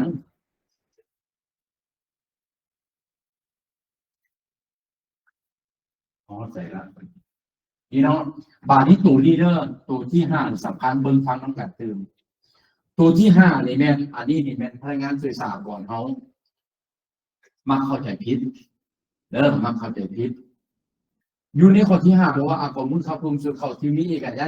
สารแจ้งยืนถูกต้องแต่บริษัทที่เขาได้ไปแจ้งว่าข้อมูลเขาเพิ่มเกิน3 เดือนนับแต่เดือนที่มีข้อมูลเขาเพิ่มส่วนเขาเกิดขึ้นเนาะแม่นอนุญาตให้ลงไปรายจ่ายอาจารย์จะขออธิบายจุดนี้เป็นอย่างนี้อันที่1ละแม่นว่ามีแบบนี้ถูกต้องเนาะแต่ว่าบริษัทที่เขาได้ไปแจ้งเกิน3 เดือนตัวนี้เขาจะว่าจังไงสมมติใบเก็บเงินใบนี้พวกน้องได้มา30 เดือนหนึ่งพูดมาบอกว่าราย1 เดือนนั่นนี่นะเนาะราย1 เดือนนะเด้อสมมติว่าใบเก็บเงินใบนี้น้องได้มาน้องได้เป็นตกลงปองซะชอบพอเห็นเดือน1ผ่านไปวันที่30 เดือนนึงเขานับเป็น1 เดือนแล้วบาทนี้เดือน2ที่1หาที่28เขานับเป็น2 เดือนเดือน3เขานับที่1หา37เดือน3เขานับเป็น3 เดือนถ้าว่า3 เดือนใบแจ้งใบคิดเงินใบนี้หักแต่ว่าบริษัทคือขอได้ใบคิดเงินของมูลค่าเพิ่มนะคือว่าเขาเก็บอย่างเขาบอกอนุญาตให้เอามาหักแต่เขาอนุญาตให้รู้เป็นรายจ่ายเลยแต่กูกันข้ามถ้าว่าใบเก็บเงินใบนี้บันทึกเขาได้ใบแจ้งแล้วนะเชื่อจากรอบในเดือนนึงเกิดขึ้นนี่มันจะเห็นว่าทุกรายการเดือนต่อไปมันจะยกเป็นก้อนไปมันจะบริจาคได้ว่าอะไรเป็นอะไรเพราะฉะนั้นอันนี้ที่ยินอยู่ว่าท่านอาภรณ์บางภาคส่วนซะเนาะบางภาคส่วนซะปฏิเสธไว้เขาจะลงเป็นส่วนเข้าโอ้มันเกิน3 เดือนอาจารย์จะถามว่าต้องบึงจะไหนมันเกิน3 เดือนไม่ดีเพราะว่าอย่างพวกเดือนนึงนี่เจ้าเห็นรายการละเอียดมันสมมติคนนี้100 รายการเขาจะบันทึก1 2 3 500เจ้าเห็นมันเดือนต่อมามันจะบ่เห็นไหนไม่ดีมันจะยกเป็นก้อนไปมันจะเอาอะไรครับลงกระจายมันจะเอาส่วนออกลงส่วนเข้าสมมติว่าส่วนออกมี100ส่วนเข้ามี200สมมติเนาะ 200ในเดือนนั้นมันเป็นรายละเอียดปึ๊บ1,500มันนี้มันลงกันมันเหลือ100ปึ๊บตัว100ที่ยังเหลือนี่นะจาก100รายการนี่มันจะยกไปเดือนหน้าเลยมันจะยกไปจากห้อง26ของเดือนนี้ไปเป็นห้อง28ห้อง19ของหน้าเลยของไม่แจ้งแต่บอกเพราะฉะนั้นจะสิบเอ็ดมึงจะให้จะสูงจากวันมันเกิด3 เดือนไอ้คือไว้ถ้าว่าถ้าก่อนเขาเป็นช่วงมาบ่ให้เขามาฮักนะเกิน3 เดือนนะแล้วเป็นว่าบอกด้วยว่าพอนี้ที่ว่าบุกเกิน3 เดือนนี่แม่นไปเก็บเงินไปนั่นต้องบ่ได้บันทึกเขาได้แบบแจ้งงวดผมครับเลยเป็นบ่ได้บันทึกเข้าบัดนี้อาจารย์จะค่ามากกว่านี้น้อยนึงพอมันติดพันเนาะอุ้ยยาซะ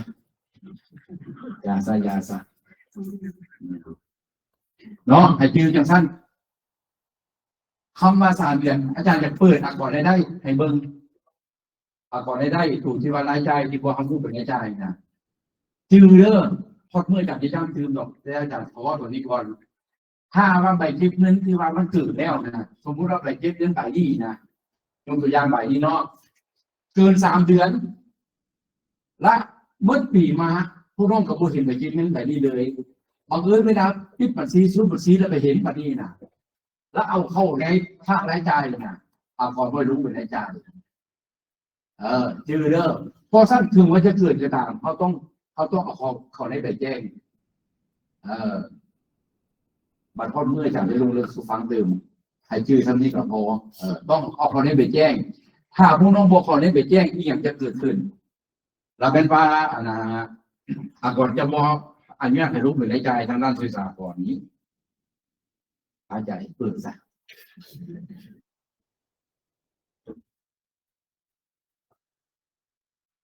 เดี๋ยวเดือน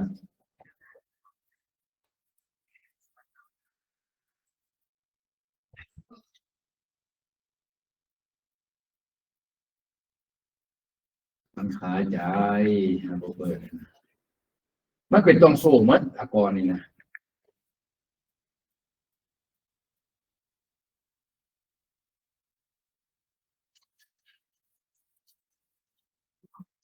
นี่เอาเบิ่งหัวมันก่อนเด้อ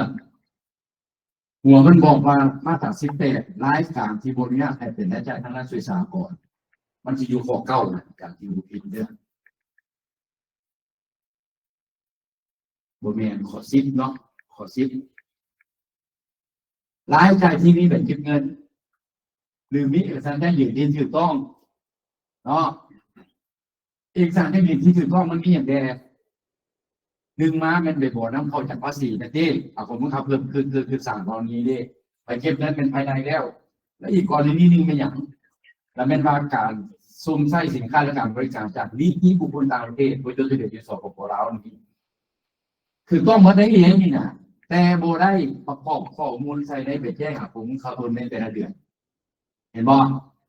เพราะฉะนั้นอาจารย์เนี่ยว่าใบแจ้งผมมึงขับรถในแต่ละเดือนเลยนะแล้วเป็นข่าวว่าเขาประกอบไปเก็บเงินหรือว่าเอกสารแจ้งยืนที่ถูกต้องเข้าในไปเก็บเงิน1 ถึง 5 เดือน3แล้วแม่เขาสามารถเอาไปฮัก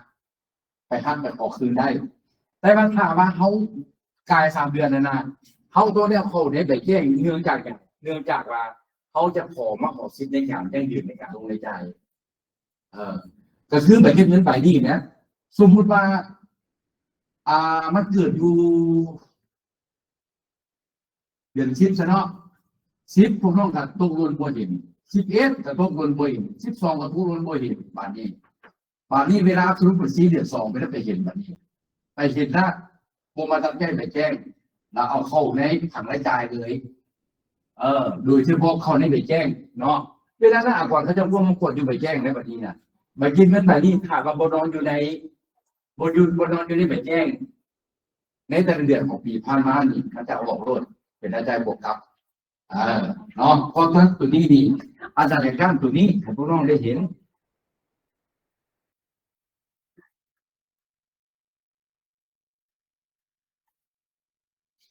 แล้วตัวต่อมานี่แม่นข้อมูลค่าเพิ่ม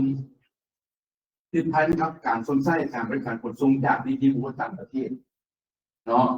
อันนี้อยู่ในการแล้วกฎหมายฉบับผ่านมาเนี่ยเพิ่นให้เพิ่นอนุญาตให้ลงเป็นอาจารย์เพิ่นอนุญาตให้เป็นองค์กรส่วนเข้าหาได้ยกตัวอย่างเป็นไผบริษัทซูนีไอ้เรื่องก่อสร้างเนาะอาจจะมีการจ้างรถไถเข้ามาแก่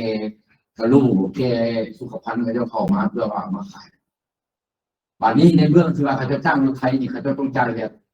เนาะเขาจะต้องจ่ายแบบคิดรายจ่ายแบบแล้วแบบตัวนี้ในกฎหมายผ่านมานี่หักได้แต่ว่ากฎหมายฉบับนี้หักบ่ได้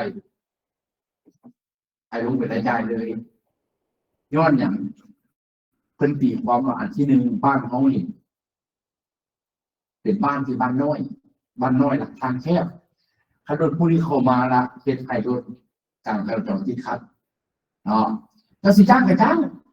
างรถไทยนี่จ้างรถเวียดจ้างรถจีนรถยังไงนะแต่คอยว่าเจ้าคอยเจ้าไปลงไปได้ใจเพราะสั้นถ้าพระเจ้าจะทำได้เจ้าต้องเห็นยังไงจ้างรถลาวเนาะอันที่หนึ่งเป็นว่าจะสั้นอันที่สองทางเอาแคบบ่แล้วทางบุรีเนาะรถไทยเข้ามาละอาจจะเห็นทางเขาหลีกปีอันที่สามเป็นอย่างก็ยังมลพิษแบบนี้บนรถเสียงดังต่างๆสามสี่เป็นอย่างอาจจะพาให้เกิดอุบัติเหตุทางแคบเลยเห็นที่รถไทยเหยียบคนเราตายบางรายหมดอันนี้ก็เมียนเพราะท่านเพื่อสร้างตัวนี้ขึ้นมาเพื่ออย่างเพื่อบ่เป็นอย่างส่งเสริมในการนำใช้รถไทยแต่ผู้เดินเพื่อนธุรกิจตายบ่ตายย้อนอย่างถ้าเป็นตัวถึงสินค้าแล้วใครรับผิดชอบใครถือโทษผู้บริโภคถือโทษเขาจะบวกมูลค่าสินค้าขึ้นบัดนี้มอจะค่อยเป็นคนใจสมมตินะผู้เดินเพื่อนธุรกิจเขาจะบ่ตายเทื่อพอเนี่ยเขาจะมีทางออกอันนี้หักได้เปอร์เซ็นต์นั้นคอสลดลงอันนี้หักก็ได้คอสเพิ่มขึ้นท่านพอคอสเพิ่มขึ้นเขาจะก็มาหารแล้วเสลียตัวสินค้าเขาจะมาบวกให้ไหมผู้สมไส้ลงโทษพวกเขานี่แหละผู้สมไส้นี่แหละเนาะอันนี้จะอธิบายในเซอร์วิสคอร์เดอร์สู่ฟังอย่างนี้แล้วตัวต่อมานี่แม่นผมมุ่งค่าเพิ่มสุดเข้าจากพลังงานไฟฟ้าเนาะไฟฟ้ามันมีสองไฟฟ้าเนาะไฟฟ้าหนึ่งเป็นไฟฟ้าเรียกว่าไฟฟ้าไฟผลิตเนาะเก็บซื้อแล้วไฟฟ้าอีกตัวหนึ่งมันไฟฟ้าจำหน่ายท่านไฟฟ้าจำหน่ายเขาจะเก็บแปดได้เนาะแต่ว่าไฟฟ้าที่ว่าพวกที่ว่าขายไฟฟ้าเรานี่พวกนี้นี่ก็สิมีเกินไฟฟ้าเนาะก็สิมีก็จะไงไฟฟ้าไปขายนะถ้าเจ้าจะมีเพื่อส่วนเข้าเนาะอันนี้เป็นเฉพาะบรรดาเครื่องไฟฟ้าไม่ใช่เป็นเครื่องไฟฟ้าจะมุ่งยักษ์สูงนี้ด้วยสมมติว่าค่อยเครื่องมีการพีเนาะค่อยมีการจ้างคนต่างประเทศเข้ามาส่งแบ่งเครื่องในค่อยแล้วค่อยต้องคิดรายจ่ายแบบตัวนี้ผมเอามาหักบ่ได้สำหรับบรรดาเครื่องต่างๆนะมันหักบ่ได้อย่างนี้เนาะให้มันไปเป็นเครื่องนี่แล้วก็เอาบสทจากแค่ธาตุส่งออกนี่การส่งออกแค่ธาตุเนี่ยมันมีสองกรณีอันที่หนึ่งเราแม่นเอิ้นมาส่งออกเป็นแฮธาตุดิบหรือว่าแฮดิบเข้าใจเนาะคุณค้นขึ้นมาสมมติว่าคุณค้นแฮขึ้นมาแฮคำนี่ขึ้นมาคุณค้นขึ้นมาแล้วก็ต้องเฮ็ดอย่างแกออกขายเลยแล้วแม่นมาเอาบสทเข้าจากการส่งออกแฮธาตุพวกนี้นี่แม่บ่ให้ครับให้ลงมือในใจเลยคือยกตัวอย่างพวกน้องพูดแค่คำขึ้นมาเนาะพูดแค่คำขึ้นมาปึ๊บนี่กระบวนการพูดแค่คำนี่มันมีอาจจะจ้างบริษัทมามาพูดแค่คำให้อาจจะไปซื้อเครื่องจักรเครื่องกดจักรมาเสียอุปกรณ์ต่างๆอันนี้มันบอกให้ลงมือในใจเลยแต่ว่าถามว่าอยากทักได้บอกทักได้ขอคืนได้บอกขอคืนได้แค่ภาพตัวนี้ต้องไปปรุงแต่งเป็นผลิตภัณฑ์คือยกตัวอย่างบอกคำเนาะแค่คำชัดสมมุติว่าสกัดคุณเพิ่นบัวแห่เนาะสกัดคุณเพิ่นบัวแห่นี่เพิ่นจะคุณคำขึ้นมาเพื่อผลิตคำออกมาขายวันนี้คำที่มันคุณพ้นขึ้นมาแล้วนะมันเป็นแห่เนาะแต่ว่าเพิ่นบริส่งออกเพิ่นจะเอาเข้าในโรงงานผลิตเป็นคำแทงออกมาอันนี้เพิ่นว่าเป็นผลิตภัณฑ์แล้วผลิตภัณฑ์แล้วแบรนด์เขาจะ อนุญาตให้ลงเป็นเบื้องต้นเขาที่ว่าสามารถขอเอาคืนได้แต่ว่าถ้าว่าถูกข้ามถ้าว่าจะส่งออกเป็นแค่อันนี้ปล่อยบ่อยงานเจ้าพระให้ลงเป็นรายจ่ายเลยเอามาเบิ่งอยู่ในมาตรา10มาตรา3ข้อที่16ลงกันมาตรา3ข้อที่16เนาะมันว่าจังได๋นี่มาตรา3ข้อที่16เพิ่นเขียนไว้ว่าอัตรา 0% เนาะคำว่าอัตรา 0% ในที่นี้อาจารย์อยากอธิบายว่าทุกอย่างเนาะน้ำดื่มที่เขากินอยู่นี่ขายไปได้คืออัตรา10ส่งออกคืออัตรา0หรือว่าโบเฮเทธาตุต่างๆที่ว่าอาจารย์อธิบายอีกนี้คุณคุ้นขึ้นมาแล้วเป็นเทธาตุส่งออกนะเนาะกับเทธาตุที่คุณคุ้นขึ้นมาแล้วพอผลิตเพื่อส่งออกนะมันต่างกันต่างเท่าใดเนาะอัตรา 0% หมายถึงอัตราที่เก็บของคนจากการส่งสินค้ารวมทั้งผลิตภัณฑ์แห่ธาตุเห็นบ่นี่บางทีอาจารย์ให้เห็นนี่ตัวที่ส่งออกแห่ธาตุนี้แห่ธาตุที่บ่ผ่านการปรุงแต่งถ้าว่าแห่ธาตุตัวนี้ผ่านการปรุงแต่งเป็นผลิตภัณฑ์แล้วนะแล้วแม่นว่าเขาจะให้นำใช้อัตราสูงบางที่แต่ต่างจากการยกเว้นเรื่องว่าการนำใช้อัตราสูงส่วนน้อยสามารถขอคืนเงินออกพอส่วนเขาได้เห็นบ่ไม่ได้ความรู้ที่นี่สำหรับการยกเว้นนั้นบ่มีสิทธิ์ขอขับลงมือเข้าส่วนเขาได้เด้อให้จื้อเด้ออันนี้เป็นหลักการของมันก็คือถ้าอันใดก็ตามที่ท่านต้องการยกเว้นเนี่ยนะอบวส่วนเขานี่บ่ให้นะบ่ให้ขอคืนให้ลงเป็นรายจ่ายเลยแต่อันใดรายการสินค้าตัวไหนที่ว่าขายภายในถึงเก็บซิปส่งออกเป็นศูนย์นั่นน่ะแล้วเราสามารถขอคืนเงินได้มาตรา3นี่เป็นการอธิบายคำศัพท์เนาะอันนี้เขียนแจ้งขึ้นให้พวกน้องเบิ่ง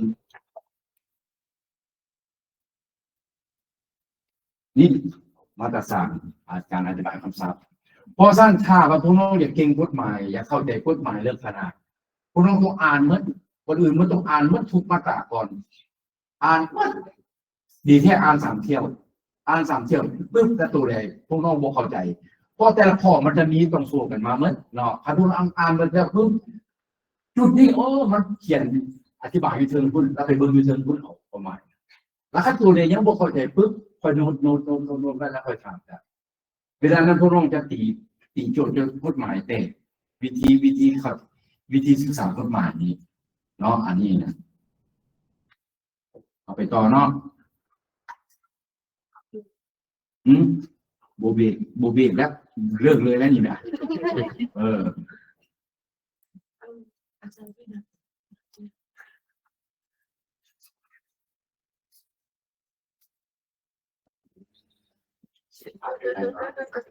เอาแค่ว่าเอกภาพคนนี้กันพักกับพักอาจารย์กับเมื่อวานนั้นคันตาแบบนี้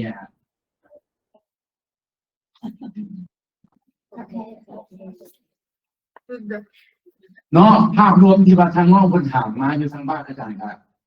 ให้ความอาจารย์แก้อยู่พื้นฐานแต่ที่ในว่ากระตุ้นจีของมันมีแต่ละบทของมันซัพพอร์ตเนาะในแต่ละบทมันจะเขียนละเอียดเมื่อมีทั้งบทตัวอย่างพร้อมเขียนทั้งเป็นหลักการวิธีการพร้อมให้เนาะอันนี้นะเอาเป็นยังไงซึ่งบ่เข้าใจอาจารย์เล่าไว้พูดบอกหรือว่าเข้าใจอยู่บอกเพราะว่าถ้าว่าสิ่งที่อาจารย์อธิบายนะแล้วเป็นว่ามันไถคืนคุกคีกับมันนี่เขาจะพุ่งป้าโลดเพราะว่ามันเป็นทาง3 แยกเนาะถ้าสิเป็นทางใดระหว่างแยกคนแยกนี่อาจารย์เฉลยปุ๊บเข้าใจแล้วต้องไปทางนี้เข้าใจต้องไปทางนี้เอาไปมีอย่างทางเติม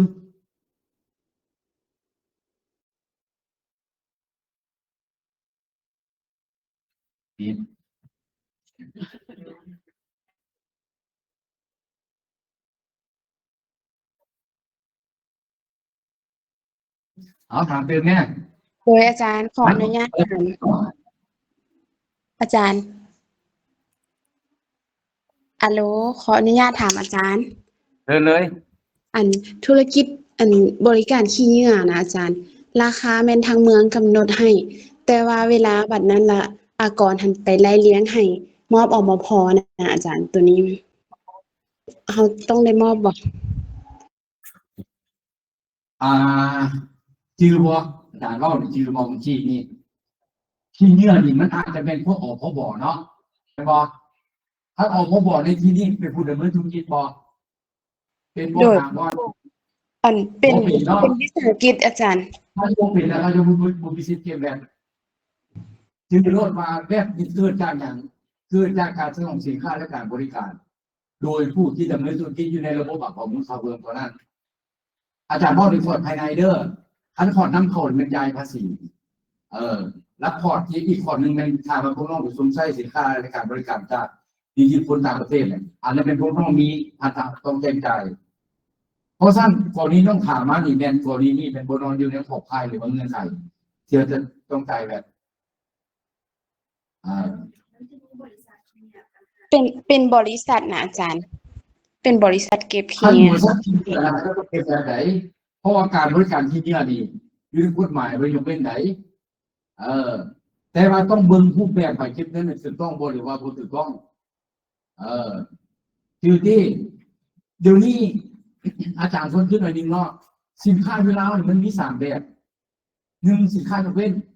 เนาะสินค้ายกเว้น2มาสินค้าที่คือเสียของมูลค่าเพิ่ม3สินค้าที่คือเสียทั้งของมูลค่าเพิ่มและอากรสมไส้เนาะบัดนี้ภายในมอบให้ใครเก็บมอบให้ผู้ดำเนินธุรกิจเก็บเนาะผู้ดำเนินธุรกิจถ้ามาเคลื่อนไหวในหมวดยกเว้นก็ดีหรือเคลื่อนไหวในหมวดคือเสียเฉพาะของมูลค่าเพิ่มก็ดีหรือคือเสียทั้งของมูลค่าเพิ่มคือทั้งอากรสมไส้ก็ดีนะในเวลาสนองสินค้าและการบริการต้องเห็นอย่างต้องออกไปเก็บเงินของมูลค่าเพิ่มต้องออกไปเก็บเงินของมูลค่าเพิ่มเลยเทียบกับแบบเก็บเงินของมูลค่าเพิ่มแบบนั้นสีนี้แบนบอหรือว่าโบนี้แบนหรือว่ามีทั้งแบบนี้อากรสมไส้คือวันนี้พวกต้องถามที่เป็นบริษัทกำจัดที่เงื่อนอันนี้มันเป็นที่บุคคลที่จะดำเนินธุรกิจแล้วเนาะแต่ว่าเรื่องโครงสร้างการถือหุ้นของมันอาจจะเป็นหลักโดดมุมหลักเอาบุหุ้นแต่ว่าใครจะตามที่สร้างตั้งหรือวิสัยบินออกมาแล้วที่ภาควิชาการการค้าการตามหรือว่าซุ้มภาคส่งเสริมการถึงการตามต้องมีหน้าที่เก็บแบบถ้าว่าสินค้าเป็นเรื่องจุดการเงินวันนี้พวกน้องต้องไปเบิ่งคืนว่าอันนี้อาจารย์ผมก็แน่ใจเด้อคือว่ามีกาแดงได้ล่ะท่านกาแดงมันเป็นผู้ดำเนินธุรกิจในเบื้องอาจารย์แต่ว่าอะไรเป็นอย่างอาจารย์ไปว่าอันโมเมนต์ผู้ดำเนินธุรกิจเลยนะเพราะบ้านอาจารย์กระจายที่เยี่ยมคือกันเนาะมันจะมีบิดนิดหน่อยเขาต้องวิกาแดงจำอยู่อาจารย์บริโภคตรงกลางเห็นภาพพี่เสียแล้วก็จับไปจับมาจ่ายค่าที่เยี่ยใส่เด็กเขาจะจับไปเบิ่งอาจารย์เขาเข้าใจว่าท่านกาแดงแล้วมันโมเมนต์ผู้ดำเนินธุรกิจท่านผู้ดำเนินธุรกิจแต่ต้องเป็นกาผ้าแปดเรียบโดยหลักการแล้วมันจะมีองค์การจะตั้งไหนเป็นกาหาเรียมของแมนบอกสภาวิชาของกาหาเรียมโดยบอกตัวแน่อันนี้เป็นองค์การจะตั้งอันนี้นะองค์การจะตั้งภายในตัวอื่นนะครับแล้วมันมีบริษัทอันนั้นเป็นบริษัทพวกอีสานจ้างขายงานนานบอกอาจารย์เคยเห็นกาหาเรียมไหนอันนี้น่าจะบ่เป็นผู้ดำเนินธุรกิจคือสภาวิชาชีพเส้นการหาเรียมนี่บ่เป็นผู้ดำเนินธุรกิจใดบ่ได้มีไหนเพิ่นเวลาเพิ่นออกไปบินเห็นบ่อาจารย์เคยเมาบ่ว่าบินของเพิ่นนี่นะเพิ่นออกให้พวกน้องนั่นน่ะอันนี้ก็เคยอาจารย์สมชายก็เคยถามอยู่ว่ามีนักเรียนถามมาว่าค่าฝึกอบรมมัน CPA เนี่ยใบเก็บเงินของสภาวิชาชีพออกไปนี่สามารถเป็นรุ่นเป็นรายจ่ายทางด้านสื่อสารก่อนบ่อันนี้อาจารย์ก็ตอบแบบภาคเศษเนาะคือที่ภาคเศษก็คือภาครัฐเนี่ยเขามี2อันก็คือ1ค่าธรรมเนียมค่าบริการเอกสารที่ดีมันไปเก็บเงินสำหรับมื้อนี้เห็นดิแล้ววันนี้อีกจำนวนนึงมันโอกาสจะตั้งที่ว่าเพิ่นก็มีรายได้เนาะบัดนี้กฎหมายเฮาบ่ได้เขียนรายละเอียดคือว่าพวกนี้ต้องใช้บินแบบใดอันที่ไปเก็บเงินแล้วของมูลค่าบุญทรัพย์ของผู้ดำเนินธุรกิจบัดนี้สภาวิชาชีพที่บ่เป็นผู้ดำเนินธุรกิจต้องใช้แบบไหนอันนี้ก็ต้องมีความชัดเจนเพราะสักตัวนี้นี่เป็นเรื่องหลักเขาต้องมีความชัดเจนว่าเพราะว่าอาจารย์ยกตัวอย่างเพียงแต่ว่าสภาวิชาชีพเนาะบริบทอื่นนี่คือยกตัวอย่างขี้เนื้อเขาบอกว่าอยู่ดีแล้วตอนนี้ขี้เนื้อนี่คนอื่นเขาต้องเป็นจีโจทย์ตั้งแต่ว่าขี้เนื้อนี่เป็นอย่างขี้เนื้อเป็นผู้ดำเนินธุรกิจบอกคือว่าขี้เนื้อนี่แม่นองค์การตั้งของรัฐเพื่อว่าอำนวยความสะดวกแก่สังคมขั้นท่าว่าขี้เนื้อเป็นบ่เป็นผู้ดำเนินธุรกิจแม่นใช้ไปเก็บเงินของมูลค่าเพิ่มบ่ได้ แล้วเวลาผู้น้องไปได้เรียนของมึงเพราะฉะนั้นก่อนกับมึงมีสิทธิ์เวลาเก็บของมึงขับรถ10%จากตรงนั้นได้อีกถ้ามาคิดได้เก็บได้มันจะไปซื้อตูนทั้งหลังน้องคือข้างหลังเราไปถามนะเห็นบ่บางคนมาคอยขอใจ10%ได้บอกเพื่อว่าคอยขอสิทธิ์ในการลงทุนในใจนี่เห็นบ่ โดยอาจารย์กรณีที่น้องยกแม่นอันราคาแม่นออกข้อตกลงจากเมืองมากำหนดราคาให้แต่ว่าเป็นก๊าซสีฟ้าเนาะอันใบบินค่ะเราทางอากรสิมาลัยอมพซะให้บริษัทจ่ายค่ะนะเดี๋ยวนี้ยังบ่ฮู้สิแก้ไข แต่ก่อนอื่นเมื่อดีต้องบึงไปบึงก่อนว่าพวกขี้เนี่ยตัวนี้นะถ้าเมืองกำหนดมากับบ่เป็นหยังเนาะอันนี้นะถ้าเมืองกำหนดราคามากับบ่เป็นหยังอันนั้นบ่เป็นประเด็นหลักของมันก็คือพวกเก็บขี้เนี่ยมันเป็นหยังมันเป็นผู้ดำเนินธุรกิจบ่หรือว่ามันเป็นเป็นองค์การจัดตั้งของรัฐถ้าองค์การจัดตั้งของรัฐนี่เจ้าบูซิเก็บแบบแล้วพวกน้องกับบ่มีหน้าที่จ่ายแบบได้ข้อมูลทับเติมนี่นะแต่ว่าถ้าว่าเขาอยู่ในระบบของข้อมูลทับเติมแล้วนะแล้วเป็นว่าใบเก็บเงินที่ว่าพวกน้องได้นี่อาจจะเป็นใบเก็บเงินบ่ถูกต้องบ่ผ่านการทำงานจากกระทรวงการเงินโดยหลักการแล้วเขาจะบ่จ่ายคิดรายกันจากพวกน้องถึงอีก 10% แต่เขาจะบอกให้พวกน้องลงเป็นรายจ่ายทางด้านสื่อสารก่อนนะเพราะว่ามันบ่มีหลักการอันนี้นะโดยเข้าใจอาจารย์ ประกาศเนาะจะได้ปัญหาเรื่องเงียเขาก็มีตอนนี้เขาไปเข้าอยู่ในบริษัทมันมีบริษัทซัมเมอร์บี้เนี่ยเนาะตอนนี้เขาก็สามารถเอาอักษรได้น้องก็ไปเอาอักษรทางบริษัทไอ้ถ้าไม่เป็นขึ้นรับตะกี้มันห้องการร้านจะเป็นผู้เก็บเนาะเขาก็บ่มีสิทธิ์เอาอินทกรเนี่ยแต่เดี๋ยวนี้มันมีบริษัทเนาะที่จะเสริมเราผู้ที่ให้เราไปเป็นศึกษาตรงนี้ อันนี้ปัญหาของมันนี่เป็นซัมเบอร์บี้เนาะซัมเบอร์บี้ตัวนี้ปัญหาของมันว่าใครจะนำมาทวนแล้วก็หลวงบ่หรือว่าซัพพอร์ตกรุงเทพเนาะและบัดนี้นี่สำคัญก็คือตัวที่น้องทางบ้านประสานกับตัวซึ่งหน้าอ่างกันนี่เนี่ยมันเป็นบริษัทเดียวกันบ่แต่ว่าโดยหลักการแล้วเป็นว่าถ้าเขาจะเดินเป็นธุรกิจแล้วนะต้องไหนบ่แม่นว่าต้องเสียขอไปจนแม่นบ่ได้เลยต้องหน้าที่ของผู้ดำเนินธุรกิจในเวลาที่ว่าสิ้นสุดการสนองสินค้าและการบริการเนาะอาจารย์มาอธิบายนะแล้วมันต้องออกไปเก็บเงินหักของมูลค่าเพิ่มคิดรายแวดถ้าว่าสินค้าตัวนั้นถือแวดคิดบ่ต้องคิดรายแวดถ้าสินค้าตัวนั้นถือยกเว้นต้องไหนบ่แม่นว่าบ่ต้องจะอันบริษัทค่อยเห็นอันนั้นดำเนินธุรกิจด้วยเขาต้องการราคาในการลงรายจ่ายแล้วเจ้าสิไปขอมานี่บ่ได้เพราะฉะนั้นทุกคนสิเป็นเท่าขอโดยเฉพาะบริษัท ABC ก็ตามไปทำการสนองจากบริษัทดังกล่าวต้องได้ใบเก็บเงินของมูลค่าเพิ่มมั้ยบ่แม่นว่าอาณาเจ้าอาณาดำเนินธุรกิจเด้อค่อยๆให้ใบเก็บเงินของมูลค่าเพิ่มเจ้าใครบ่ดำเนินธุรกิจก็เสืออยู่บ่ได้คือบ่คือบิ๊กซีบ่ไอ้บ่บิ๊กซีมันออกใบเก็บเงินบ่ได้มันออกหมดเพียงแต่ว่าอันนึงนี่มันเจาะจงให้ว่ามีข้อมูลผู้ซื้ออีกกรณีมันผู้สมใช้ทั่วไปเพราะฉะนั้นบริษัทซัมเมอร์บีเนาะคือว่าซัมเมอร์บีนี่สมมุติประสานให้ผู้ซื้อตัวยาวมันแล้วมันต้องออกไปเก็บเงินทุกครั้งเพียงแต่ว่าอาจจะให้ตัวบ้านอาจจะให้พวกเงินเนี่ยนะอาจจะมีข้อมูลอันนี้เก็บเนี่ยจากบ้านการบุญจากเรื่องโบไซก็ได้นี่จะออกไปเก็บเงินคิดในเก็บแฟนป้องคือนี่แวดเก็บจากไผ่ผู้สมใช้สินค้าและการบริการที่ใหญ่ก็เรื่องการบริการเก็บนี่ที่เนี่ยให้อยู่ในรายการเก็บนี่ที่เนี่ยนี่อยู่ในกฎหมายของมูลค่าเพิ่มเหมือนบริษัทลงทุนยกเว้นแสดงว่าจะต้องจ่ายผู้ไผ่เก็บผู้ดำเนินธุรกิจเก็บบัดนี้คือคนนี้น้องชาวบ้านมันถามแล้วพอจะเป็นต้องจ่ายบ่อันนี้การตอบบ่ได้เพราะบางเพื่อเคสของคนอาจจะเป็นอาณาองค์การจะตั้งของเมืองตั้งขึ้นมาเพื่อประเทศเห็นบ่เพราะฉะนั้นก็คือการฟันธงเลยว่าถ้าดำเนินธุรกิจ ต้องออกไปเก็บในระบบมูลค่าเพิ่มเพียงแต่ว่าไปเก็บในระบบมูลค่าเพิ่มใบนั้นน่ะสิมีแบบโบหรือว่าโบมีแบบหรือว่ามีทั้งแบบมีทั้งอากรทุกไส้